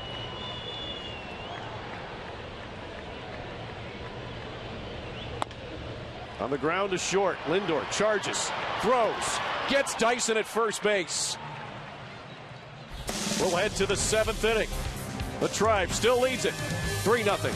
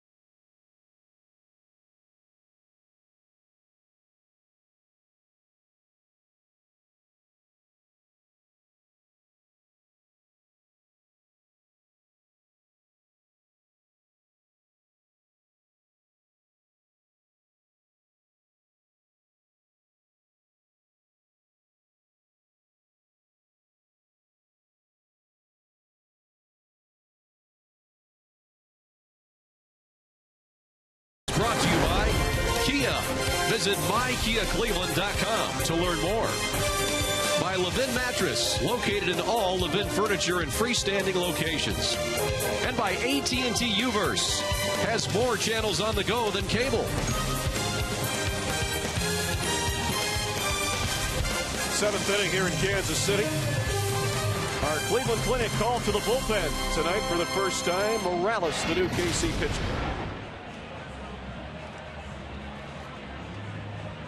Oh, they're going to go to the left-hander. So Edison Volquez, his night over after 6 innings, 4 hits, 3 runs, couple of walks, 7 strikeouts, 2 home runs. The damage there. Morales coming on for the 64th time. 3-2 record, 2.85 ERA. They'll face Almonte, Perez, and Martinez. Bottom third of the Tribe order here in the 7th inning.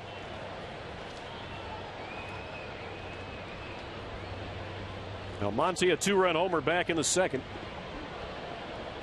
Shows bunt there, and one is nowhere close.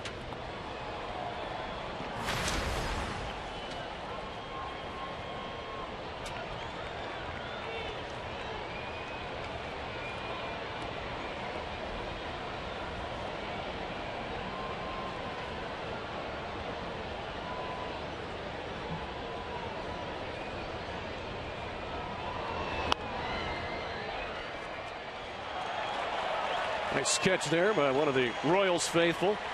They've got a packed house here tonight. They sure do. They have not had much to cheer about this evening. I think these people were thinking they might be getting a ticket to get a chance to see him clinch. They're day late. They bought their advance tickets earlier this week. And last night with the Indians beating the Twins and the Royals topping Seattle here. It took the magic number that was at 2 when the night began down to 0. This is the 11th time Morales has pitched against the Indians this year. And he's walking his leadoff batter. So Almonte's aboard for the 2nd time tonight. Let's head back to Cleveland. Jensen Lewis with a Mazda game break. Jensen.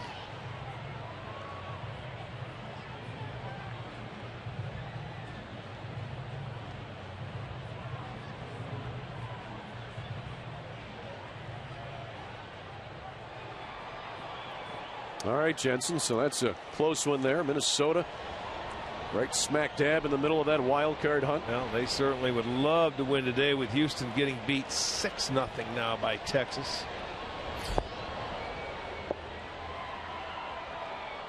Roberto Perez 0 for 2.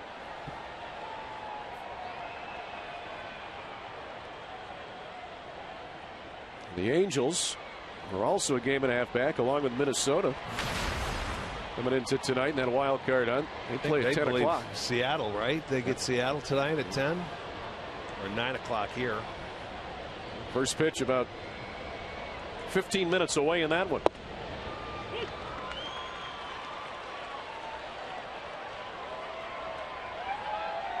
One and one to Roberto Perez.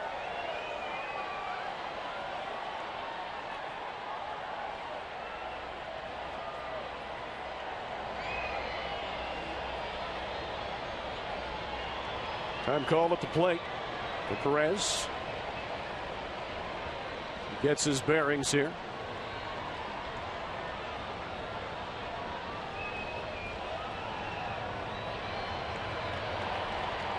Almonte with an average lead at first.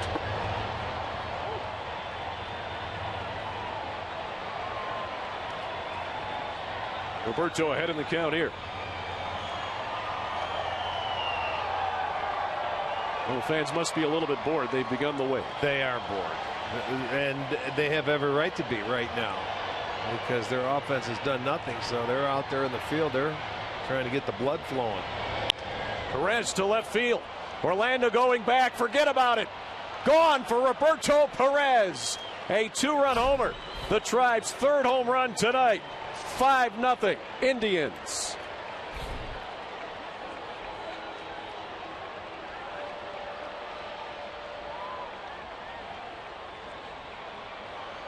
Pair of 2-run homers and with 2 strikes after the leadoff walk. Let's see it. It was a fastball he left right down Broadway. And Perez knew it. I think Morales knew it. That's not coming back. There's another 2 spot on the board. That makes it a 5-0 ball game here in the 7th. Still nobody out. And here's Michael Martinez, who was 0 for 2 with a couple of strikeouts. For Roberto Perez, that is home run number 6 this year and his first since June 22nd against Detroit.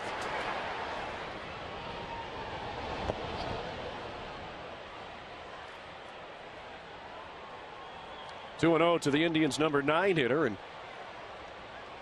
Francisco Pena will head out and talk to Morales. So the Indians with 5 runs on 5 hits. They have 3 home runs tonight. Jose Ramirez a solo shot and a couple of 2-run homers. One by Abraham Almonte, the other by Roberto Perez.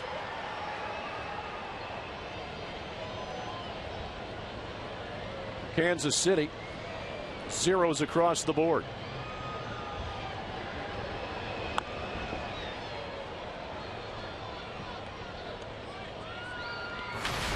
Two and one to Michael Martinez, who is looking to break out of a mini slump.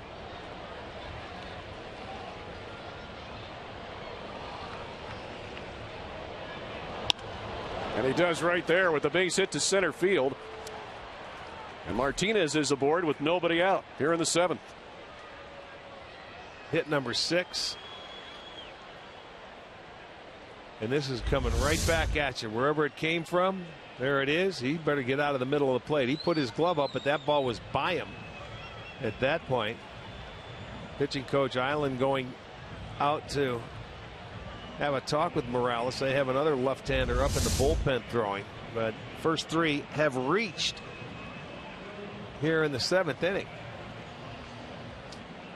Well, season tickets offer the best perks, including savings and access to Tribe Rewards. And today's Tribe Rewards TV code is Tito. Visit Indians.com. Season tickets for the complete details.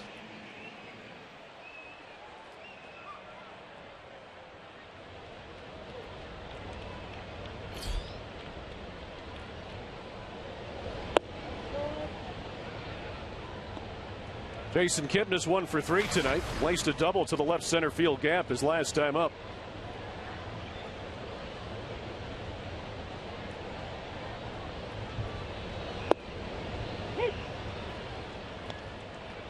Kipnis now with 40 home runs. He and Michael Brantley, teammates with 40 plus.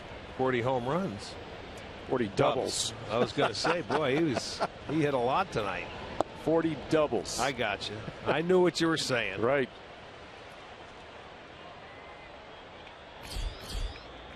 Danny Duffy getting loose. Yeah, it was after Duffy's last start in Cleveland. They moved him to the pen, figuring they weren't going to use him in the postseason as a starter, so they wanted to get him some work out of the bullpen.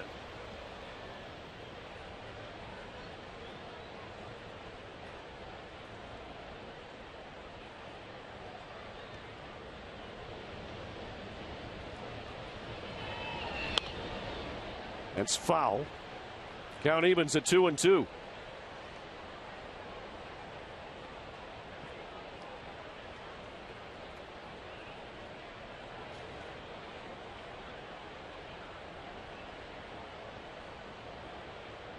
They play Kipnis pretty much straight away. With the way he can go the other way, you pretty much have to. No doubt.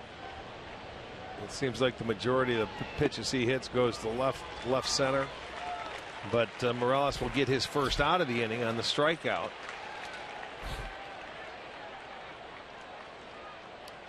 We're on the road to glory tonight in high school football at Finney Stadium when unbeaten Midview visits unbeaten Berea Mid-Park.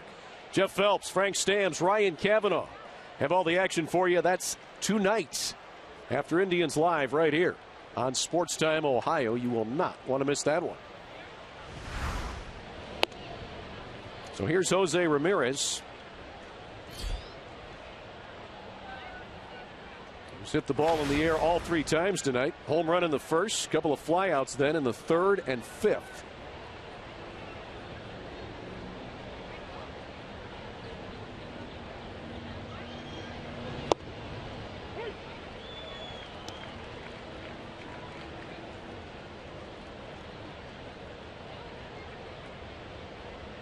Ramirez getting a chance to be in that everyday lineup this week now with Michael Brantley out. Moved up in the lineup to that 2-hole as well. This one's hit in the air to right. Rios trying to get there but won't. Bounces into the seats. 1-2.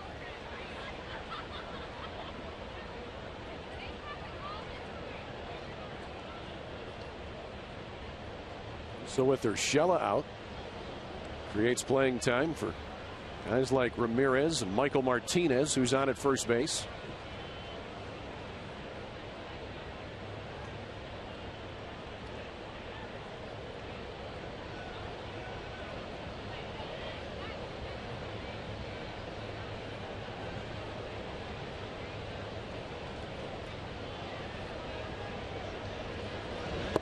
That one almost hit Jose.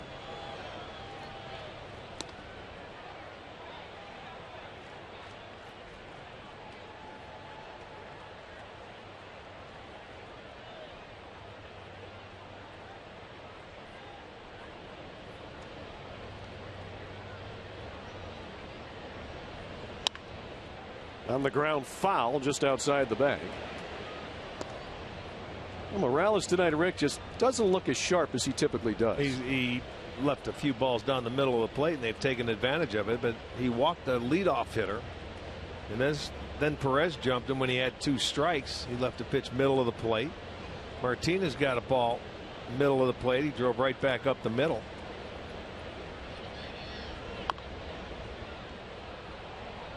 This is his first outing in nearly a week. Last outing was September 19th at Detroit. Won an inning of shutout baseball, had a strikeout.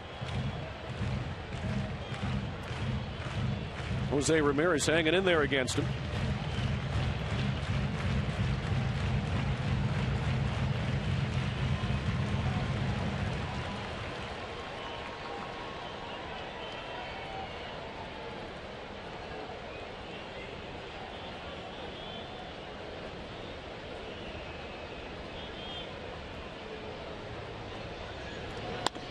On the ground, up the middle, and through into center field. A base hit for Jose Ramirez. His second hit of the night.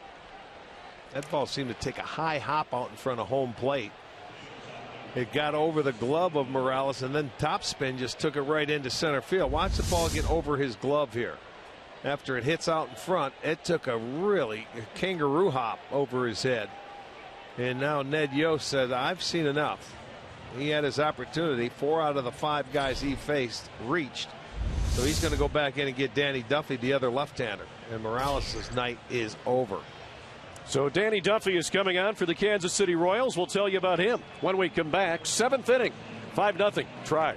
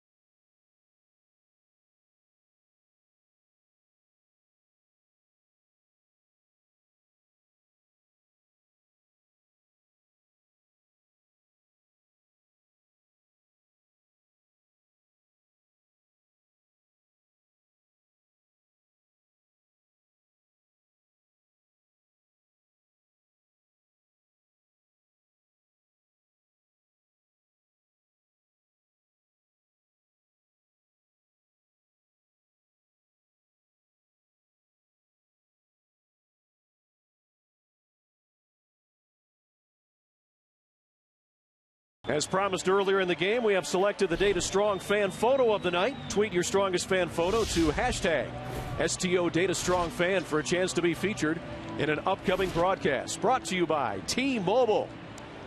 Justin is extremely excited.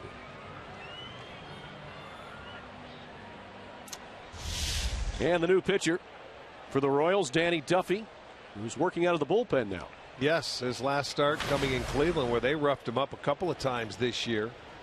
And I think the Royals came to the conclusion that Duffy was not going to be in that postseason rotation. should they make it. So they wanted to get him out in the bullpen, get him some work, and maybe he can help him out of there. He's a hard throwing left-hander. Got a good fastball, mid-90s. That pitch there was 96. And Lindor with an equally hard swing. Frankie 0 for 2 tonight. Had a walk back in the 3rd inning. There's a look at the base runners.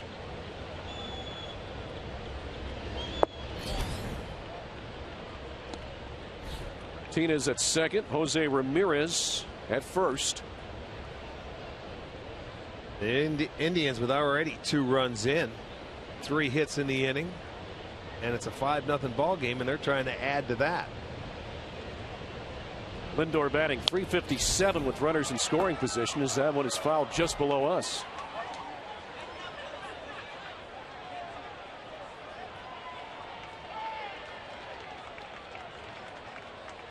One and 2 to Lindor.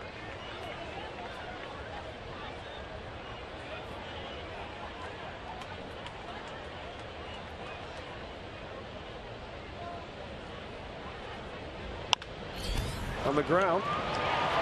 The second for 1 on the first, not in time, as Butera on the run, wasn't sure where to go. Thought about going to third, but instead he cut down Jose Ramirez at second base for the second out. Yeah, his momentum taking him to second base. Just go ahead and get the force out at second. There was no way they were going to turn the double play, because then the pitcher had to get over to first base, and you can't lead the pitcher on that throw. Too much risk for an error. So they get out number 2.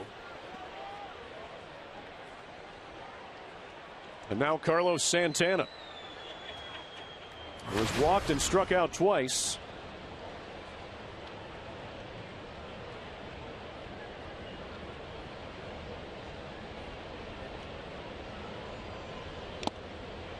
Big swing and a miss there. Might have gotten a piece of it.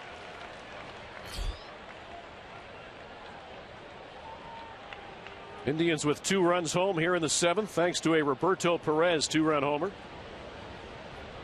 One of 3 Indians home runs tonight.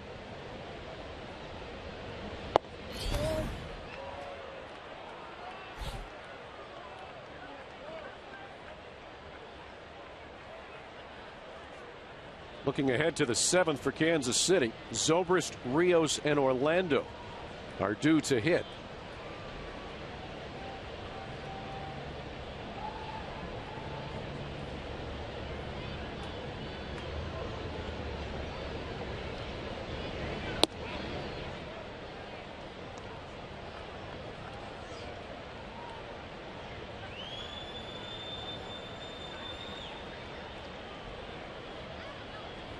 Santana, a .256 hitter with runners in scoring position this year. Just 2 for 13 now on this trip. With 5 runs batted in, thanks to a 2-run homer 2 nights ago in Minnesota and a 3-run homer last night.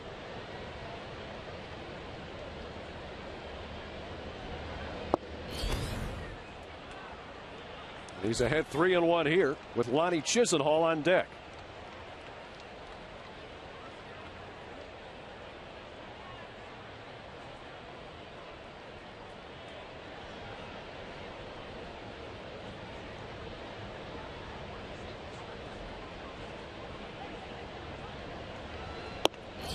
I don't think he wanted much to do with Santana right there, with Chisenhall coming up next. But the bases are now loaded. So Duffy, his walk. The Indians have walked 4 times tonight. Santana's gotten 2 of those free passes, and now it's Lonnie Chisenhall with the bases loaded and 2 outs.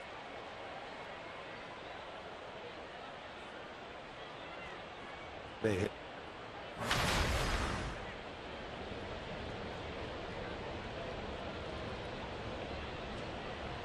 Chisenhall tonight struck out in the 2nd, flew out to center in the 3rd, and lined out to left in the 6th inning. He's ahead here is Danny Duffy, having a little trouble finding the strike zone, but Chisenhall has not had a lot of success against Duffy in the past.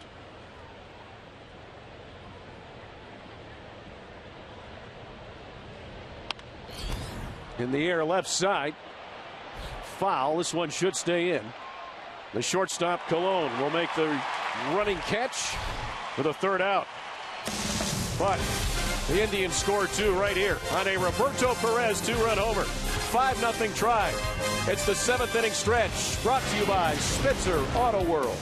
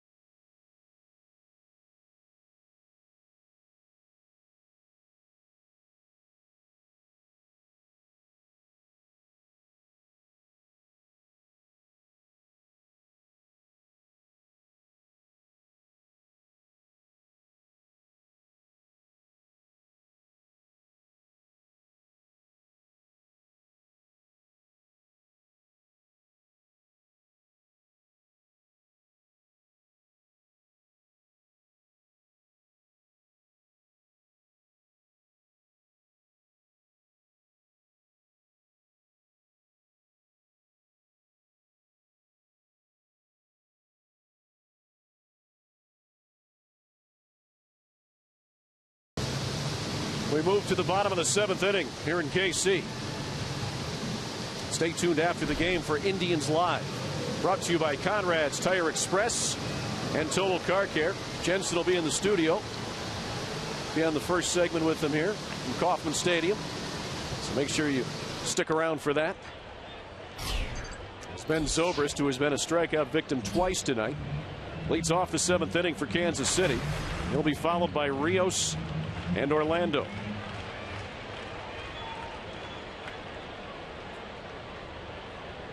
Carrasco with 8 strikeouts tonight. He has allowed only 2 base runners, both by walks. Yeah, he's been dealing. His ball has been moving every which way. A lot of swings and misses. This is now the 6th time this year that an Indians pitcher has gone into the 7th inning with a no-hitter. So we had 10 after 5. Now we're going 6 into the 7th. And Zobrist is strikeout victim number 9. 1 out here in the 7th. This time you go with the slider down and in, not the changeup going away. This is the slider coming in, and he missed that by about a foot.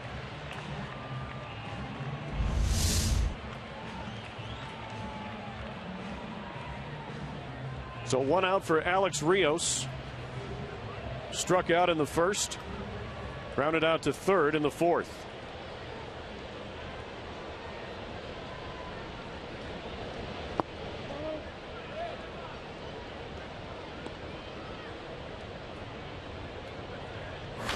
Talked about movement on pitches, Rick, and slider with the downward movement, the changeup with the downward movement, but his fastball has also had some good movement on it as well. Everything he's throwing tonight has been electric.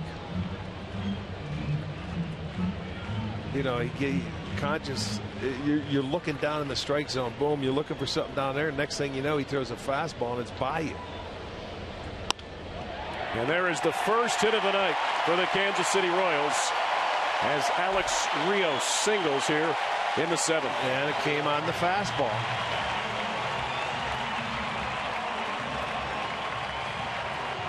And the clean hit right back up the middle, no doubt about it. There it was. So 6 1/3 no-hit baseball until Alex Rios gets the first hit of the night.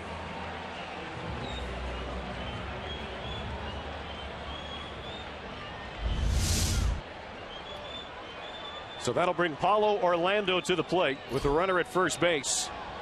And one out here in the 7th inning. Just the third base runner tonight for the Royals. When you look back at the near no-hitter that Cookie had on July 1st against Tampa Bay, similar stuff that night that he has here tonight. No doubt.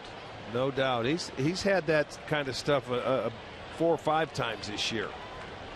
You know, just because you give up a hit early doesn't mean anything. You still have great stuff that, you know, you're keeping your infielders on their toes. They're hitting ground balls, or the hitters are swinging and missing.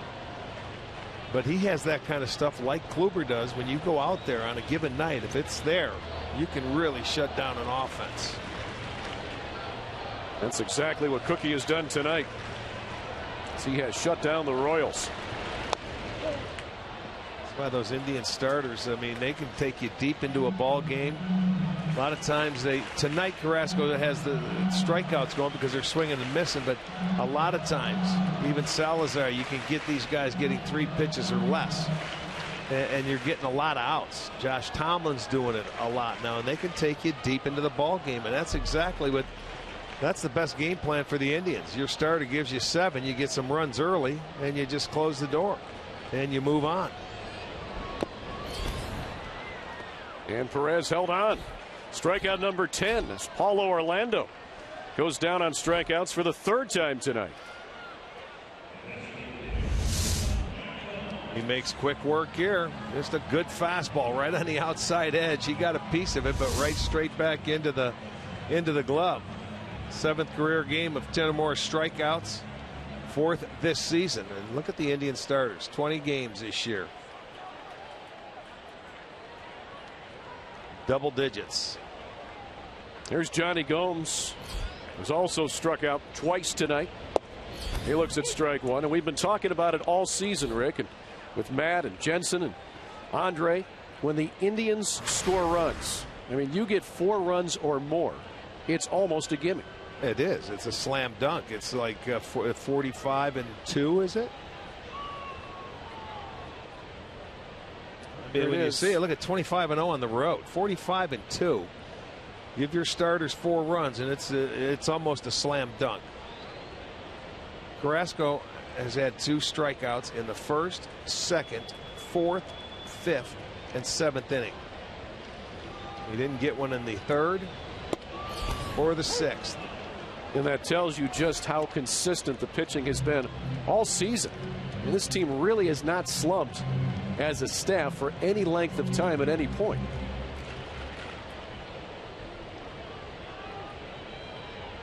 Well, earlier in the year, when you think about it, it's like they had to go out there, and for a while they were thinking, hey, I can't give up any runs, you know, because that's when they really couldn't score.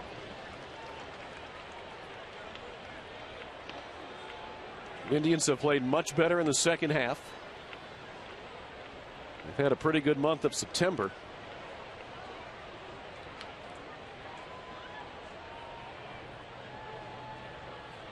And now with 10 games left after tonight, they want to see if they can go on one more run.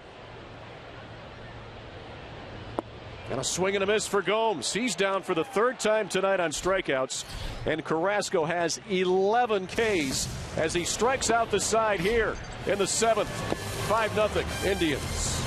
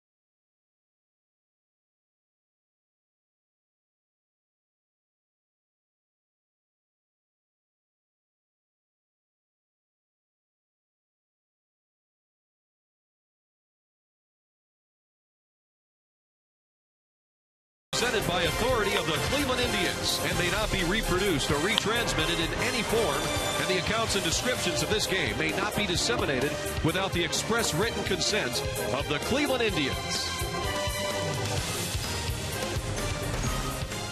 We head to the 8th here in Kansas City, and there's a new pitcher for the Royals, Miguel Almonte.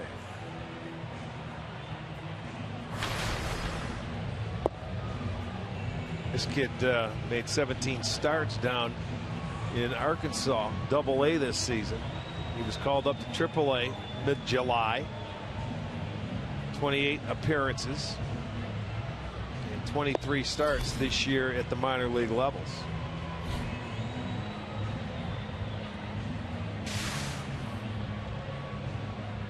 So he has Johnson, Almonte, and Perez, the hitters for the Indians. Almonte began the year at Northwest Arkansas in Double-A this year. He had 17 starts for them. Went up to Triple-A on July 15th. So 28 total appearances, Rick. 23 of them starts. He was 6-6, a 4.51 ERA. Chris Johnson 1 for 3. Single and a couple of strikeouts. Sends that one high in the air to short right. Alex Rios makes the catch for the first out. Just like we promised earlier in the game, it's Miller time, brought to you by Miller Lights. Tonight the Indians with 5 runs, all have come via the long ball. First inning, Jose Ramirez, solo shot. Then here in the 3rd inning, 2-run homer by Abe Almonte.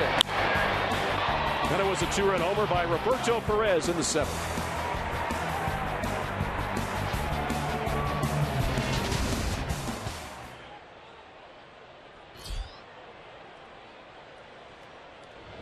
There's Abraham Almonte, so we have it. Almonte versus Almonte.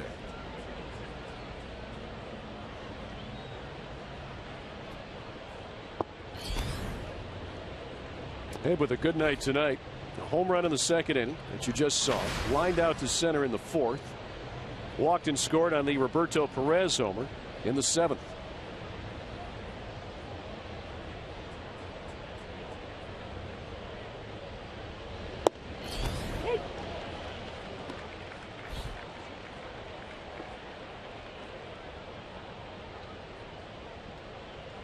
Almonte began the season as the 56th best prospect by Baseball Prospectus. Like his arm, it's good movement on his pitches.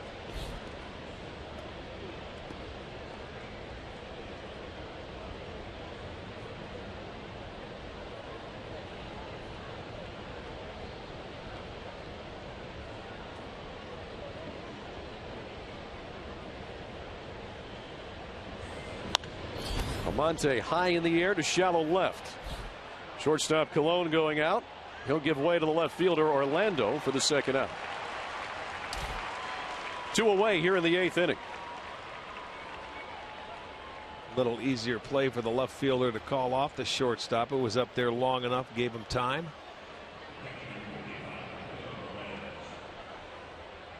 Here's Roberto, who homered his last time up.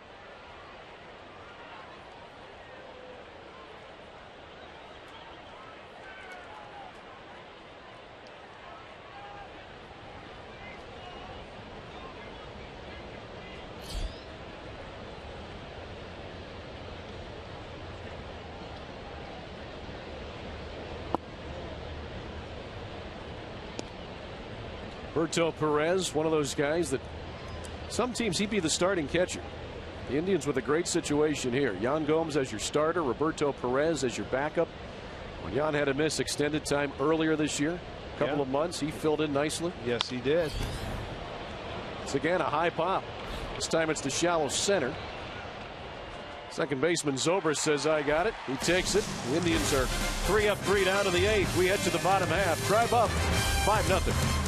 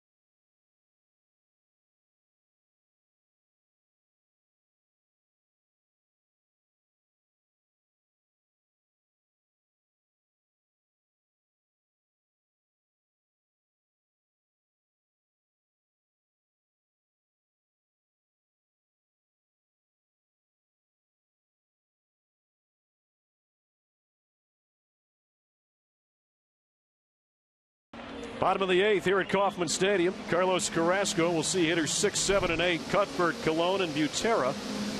11 strikeouts tonight for Carlos. He has been outstanding. So you get a look at his line. And granted, this lineup for Kansas City is not their A lineup by any stretch, but they're all guys that are still up here at the major league level, and they still have Zobrist and Rios, Dyson in the lineup as well. Even if they had their A lineup tonight, it may have been a tough go at it with the way Carrasco has been pitching. His slider tonight has been ridiculous. Everything has been downstairs. Great movement on it. It's been down. He's a lot of ground balls. Just one fly ball out.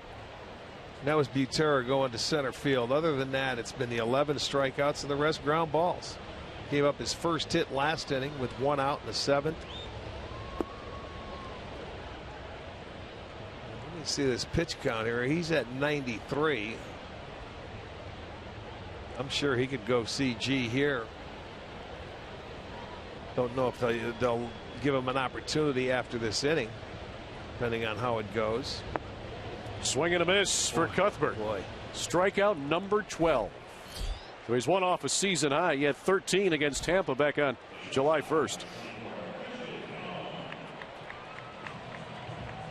October means baseball, and FS1 continues to be your home for postseason action with the American League Division and Championship Series. Don't miss a moment of the drama and history. It all begins October 8th on FS1 and streaming live on Fox Sports Go. Here's Christian Colon. Pops that one straight back. We're near in the bottom of the 8th inning. Guys have only been to the plate twice tonight. You know it's a good night for your starting pitcher.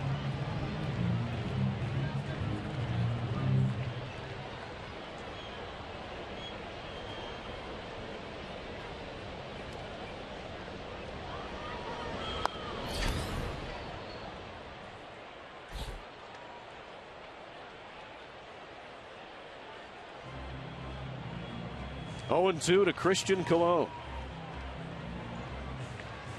37,049 here tonight. That's a sellout, right, Sheriff? Yep. Another sellout here at Kauffman Stadium. Another swing and a miss. Another strikeout. 13 for Colon. That ties Carrasco's career high of 13 that he set earlier this year. Comes back on another slider. Boy, look at that outside corner, down and away. He has dotted that zone all night long to the right-handers. It's been the other side to the lefties. And just like we said, it's the same kind of stuff he had in his one-hitter against Tampa earlier in the game. 2 outs for Drew Butera. He hits that one high in the air, foul, over by the Indians' dugout. Should stay in. Ramirez drops it. He tried to slap it away instead of just catching the ball. And that'll be an error on Jose Ramirez. You would certainly think so. I mean, he comes running in and he's got the ball. Now watch how he tries to slap the glove to get it instead of just catch it. In and out.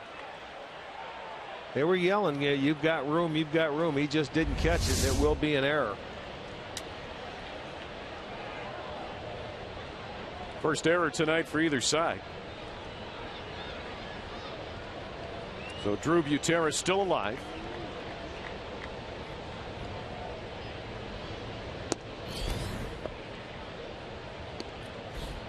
I want to send out some birthday wishes to Dorothy Schneider of North Ridgeville, turning 92. Also Mary Jo Rich from Akron, 92. Happy birthday, ladies.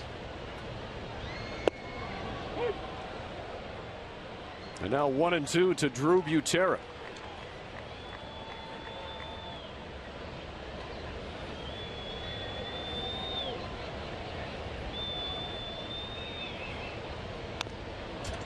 Stays alive.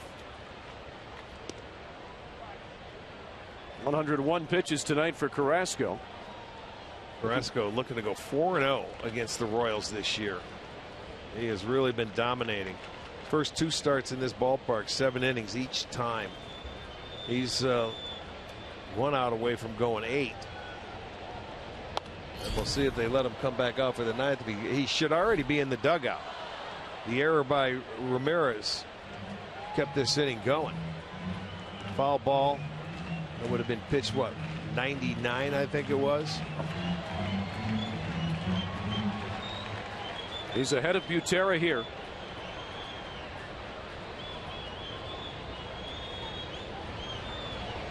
And there it is. Career high. 14 strikeouts tonight for Cookie Carrasco as he strikes out the side again here in the 8th inning.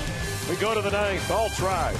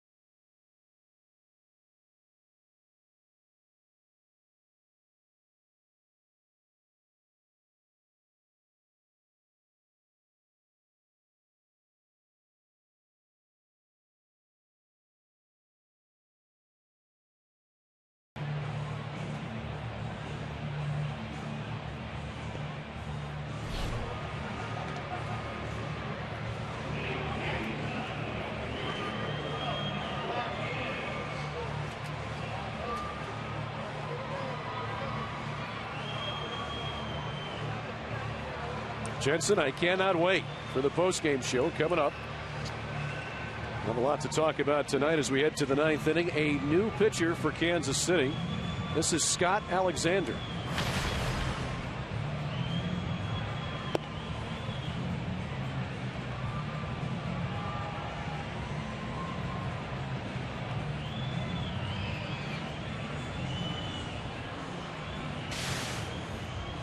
He'll see hitters 9, 1, and 2 in the tribe order. Martinez, Kipnis, and Ramirez do.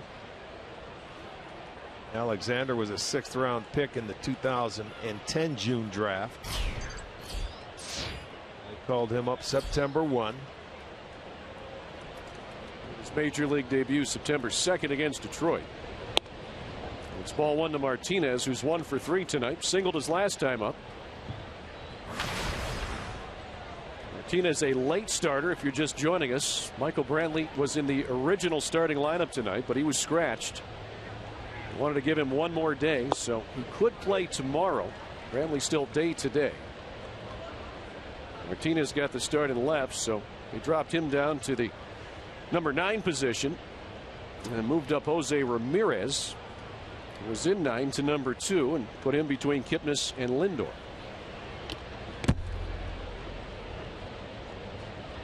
1 and 2 to Michael Martinez. The Indians bullpen right now is quiet. Yeah, that's Carrasco's game, man. He has breezed.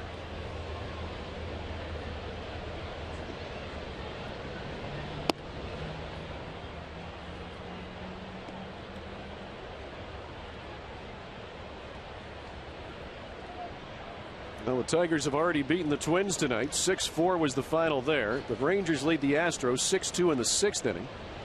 The Angels lead the Mariners 4-2 in the 2nd in Anaheim. Baltimore Orioles also lost today to the Boston Red Sox. So those are the teams in the main contention for that second wild card spot. Martinez works a leadoff walk.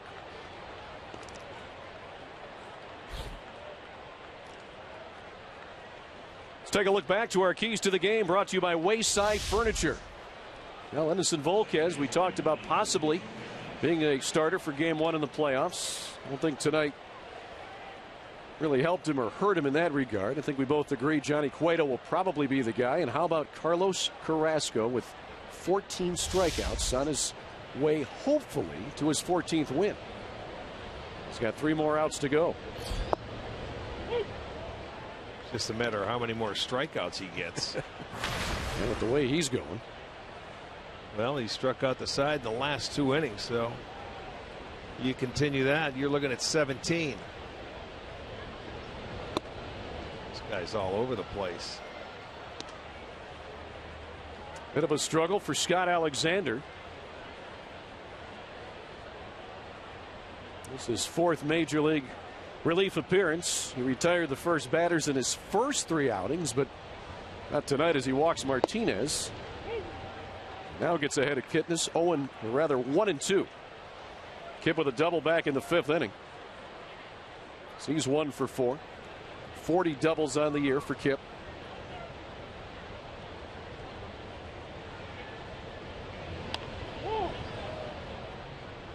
One might have gone off his toe.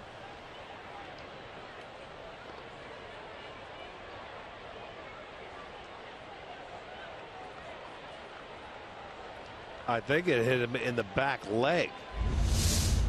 That ball was so far inside he couldn't get the barrel out, and it goes down and hit him in the back thigh. Look at him. He grabs it right there. How about that?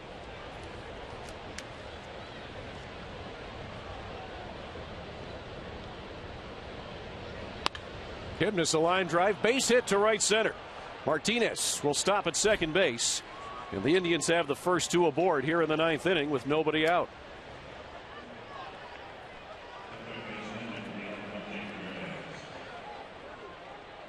Well, let's take a look at Carlos Carrasco tonight. There's his fastball coming out, and you can see that no chance right there. They throw it by him.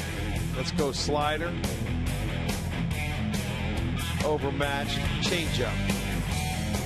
Look at the changeup, the slider down in the zone, the fastball up, and he just throws it by you. And he has been like that all night long.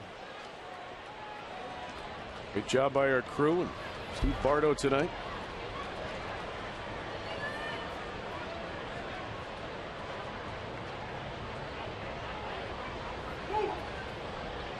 Carrasco appears to be ready to come out for the bottom half of the 9th.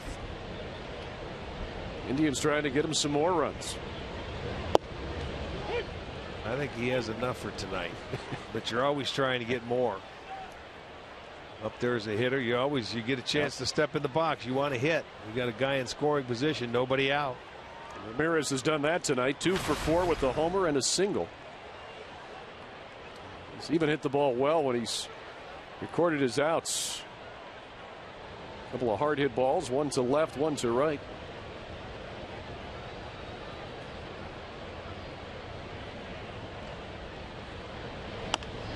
On the ground to short. Second for 1 on to first, not in time as Jose Ramirez gets down that line so well. So 1 out. Runners at the corners now for Francisco Lindor.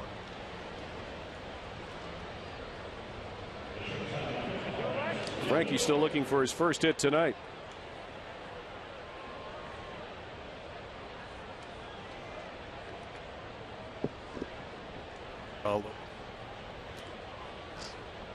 So Martinez moves to third. Ramirez at first. Francisco Lindor with his modest 4-game hitting streak on the line. And that is a foul ball, says home plate umpire Dana DeMuth. I think it hit Lindor in the batter's box.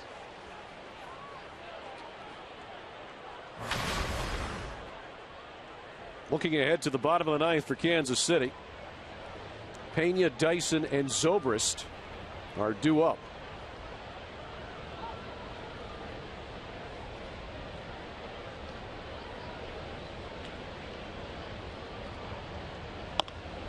On the ground to third. The second for one on the first, not in time, and Michael Martinez will score the Indians' 6th run, so it's an RBI for Lindor on the fielder's choice.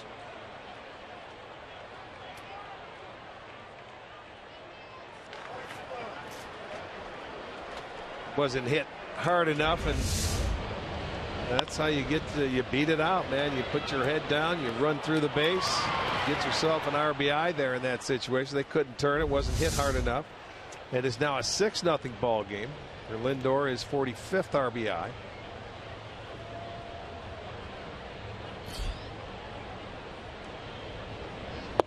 There's Carlos Santana. 0 for 2 with 2 strikeouts and 2 walks tonight.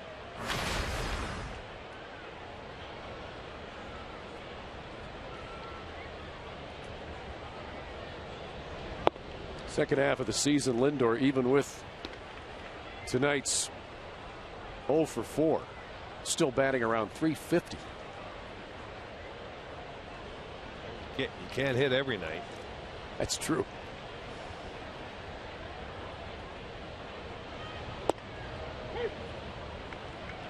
Two and one to Santana. The Indians have scored early and they've scored late tonight.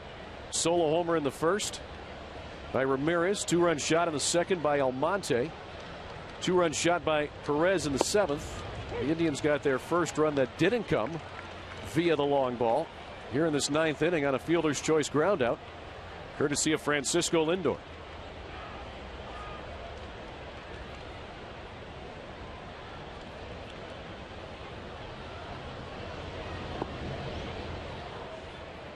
The count goes full to Santana once again tonight.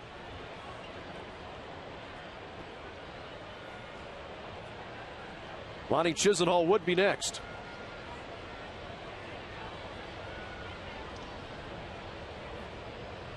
Indians with 6 runs on 8 hits. They've committed 1 error, have left 6 on.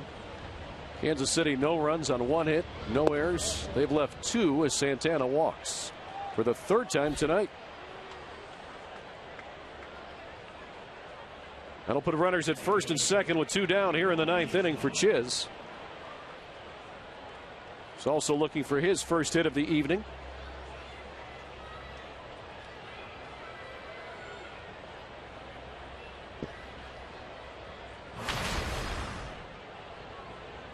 Good number of those 37,000 plus that were here have left.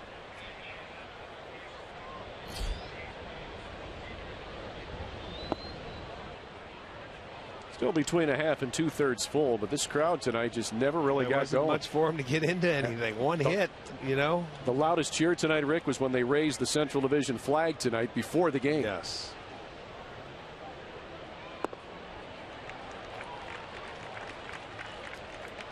One and one to Lonnie Chisenhall.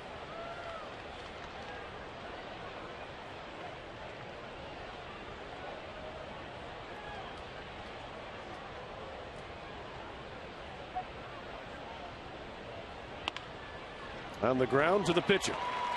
Alexander flips it to first. Chisenhall is erased. And the Indians are retired here in the 9th. But they had another run. We head to the bottom of the 9th.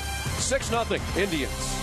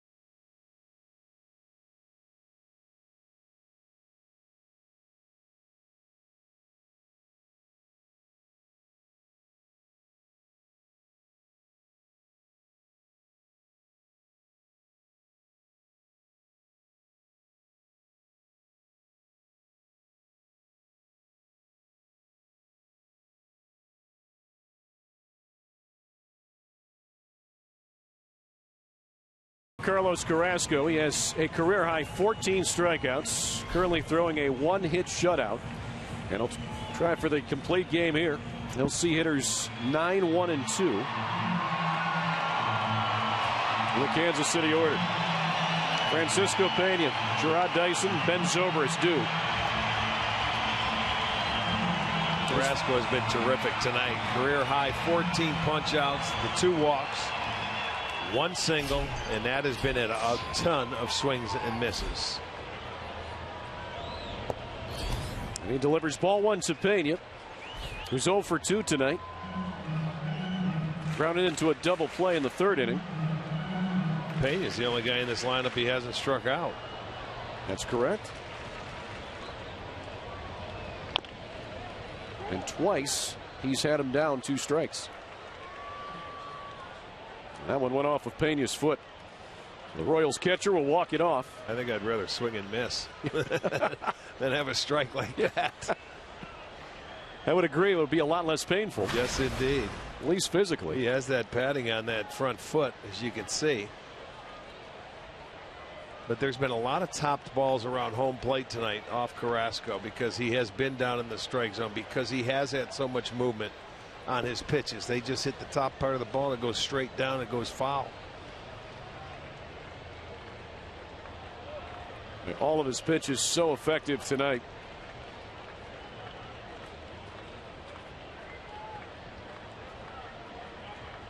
Carrasco putting on a clinic. He's only walked 2 batters.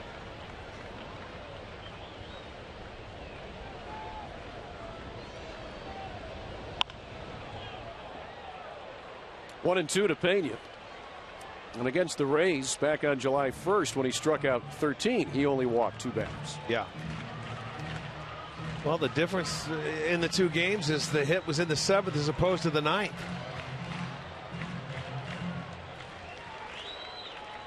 Carrasco right around 70% for strikes tonight. 106 total. 73 in the strike zone. That one fouled straight back as Pena does a nice job just staying alive. Yeah, to live for another pitch. Let's put it that way. He just tried to throw the bat out there at it, and he did foul it off into the seats.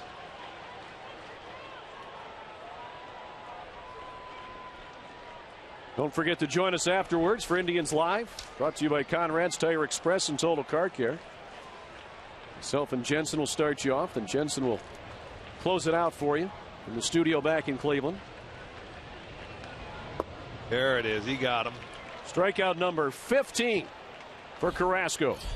1 out here in the 9th.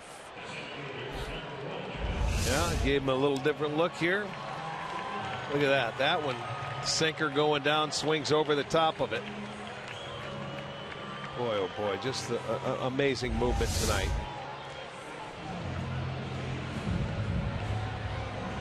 His last 7 outs have come via strikeouts. That's correct. And he struck out 6 in a row. Just think where he has come since he re-entered the starting rotation in August of 2014. What a difference a year makes. He went to the bullpen. He attacked hitters coming out. Mickey Callaway, Kevin Cash, the bullpen coach at the time, now managing the Rays, suggested stay with the stretch, stay with the same mindset coming out of the pen. Don't hold anything back. Another weak ground ball. That ends the string of strikeouts. So Dyson is the 2nd out. And Carrasco is 1 out away from the complete game.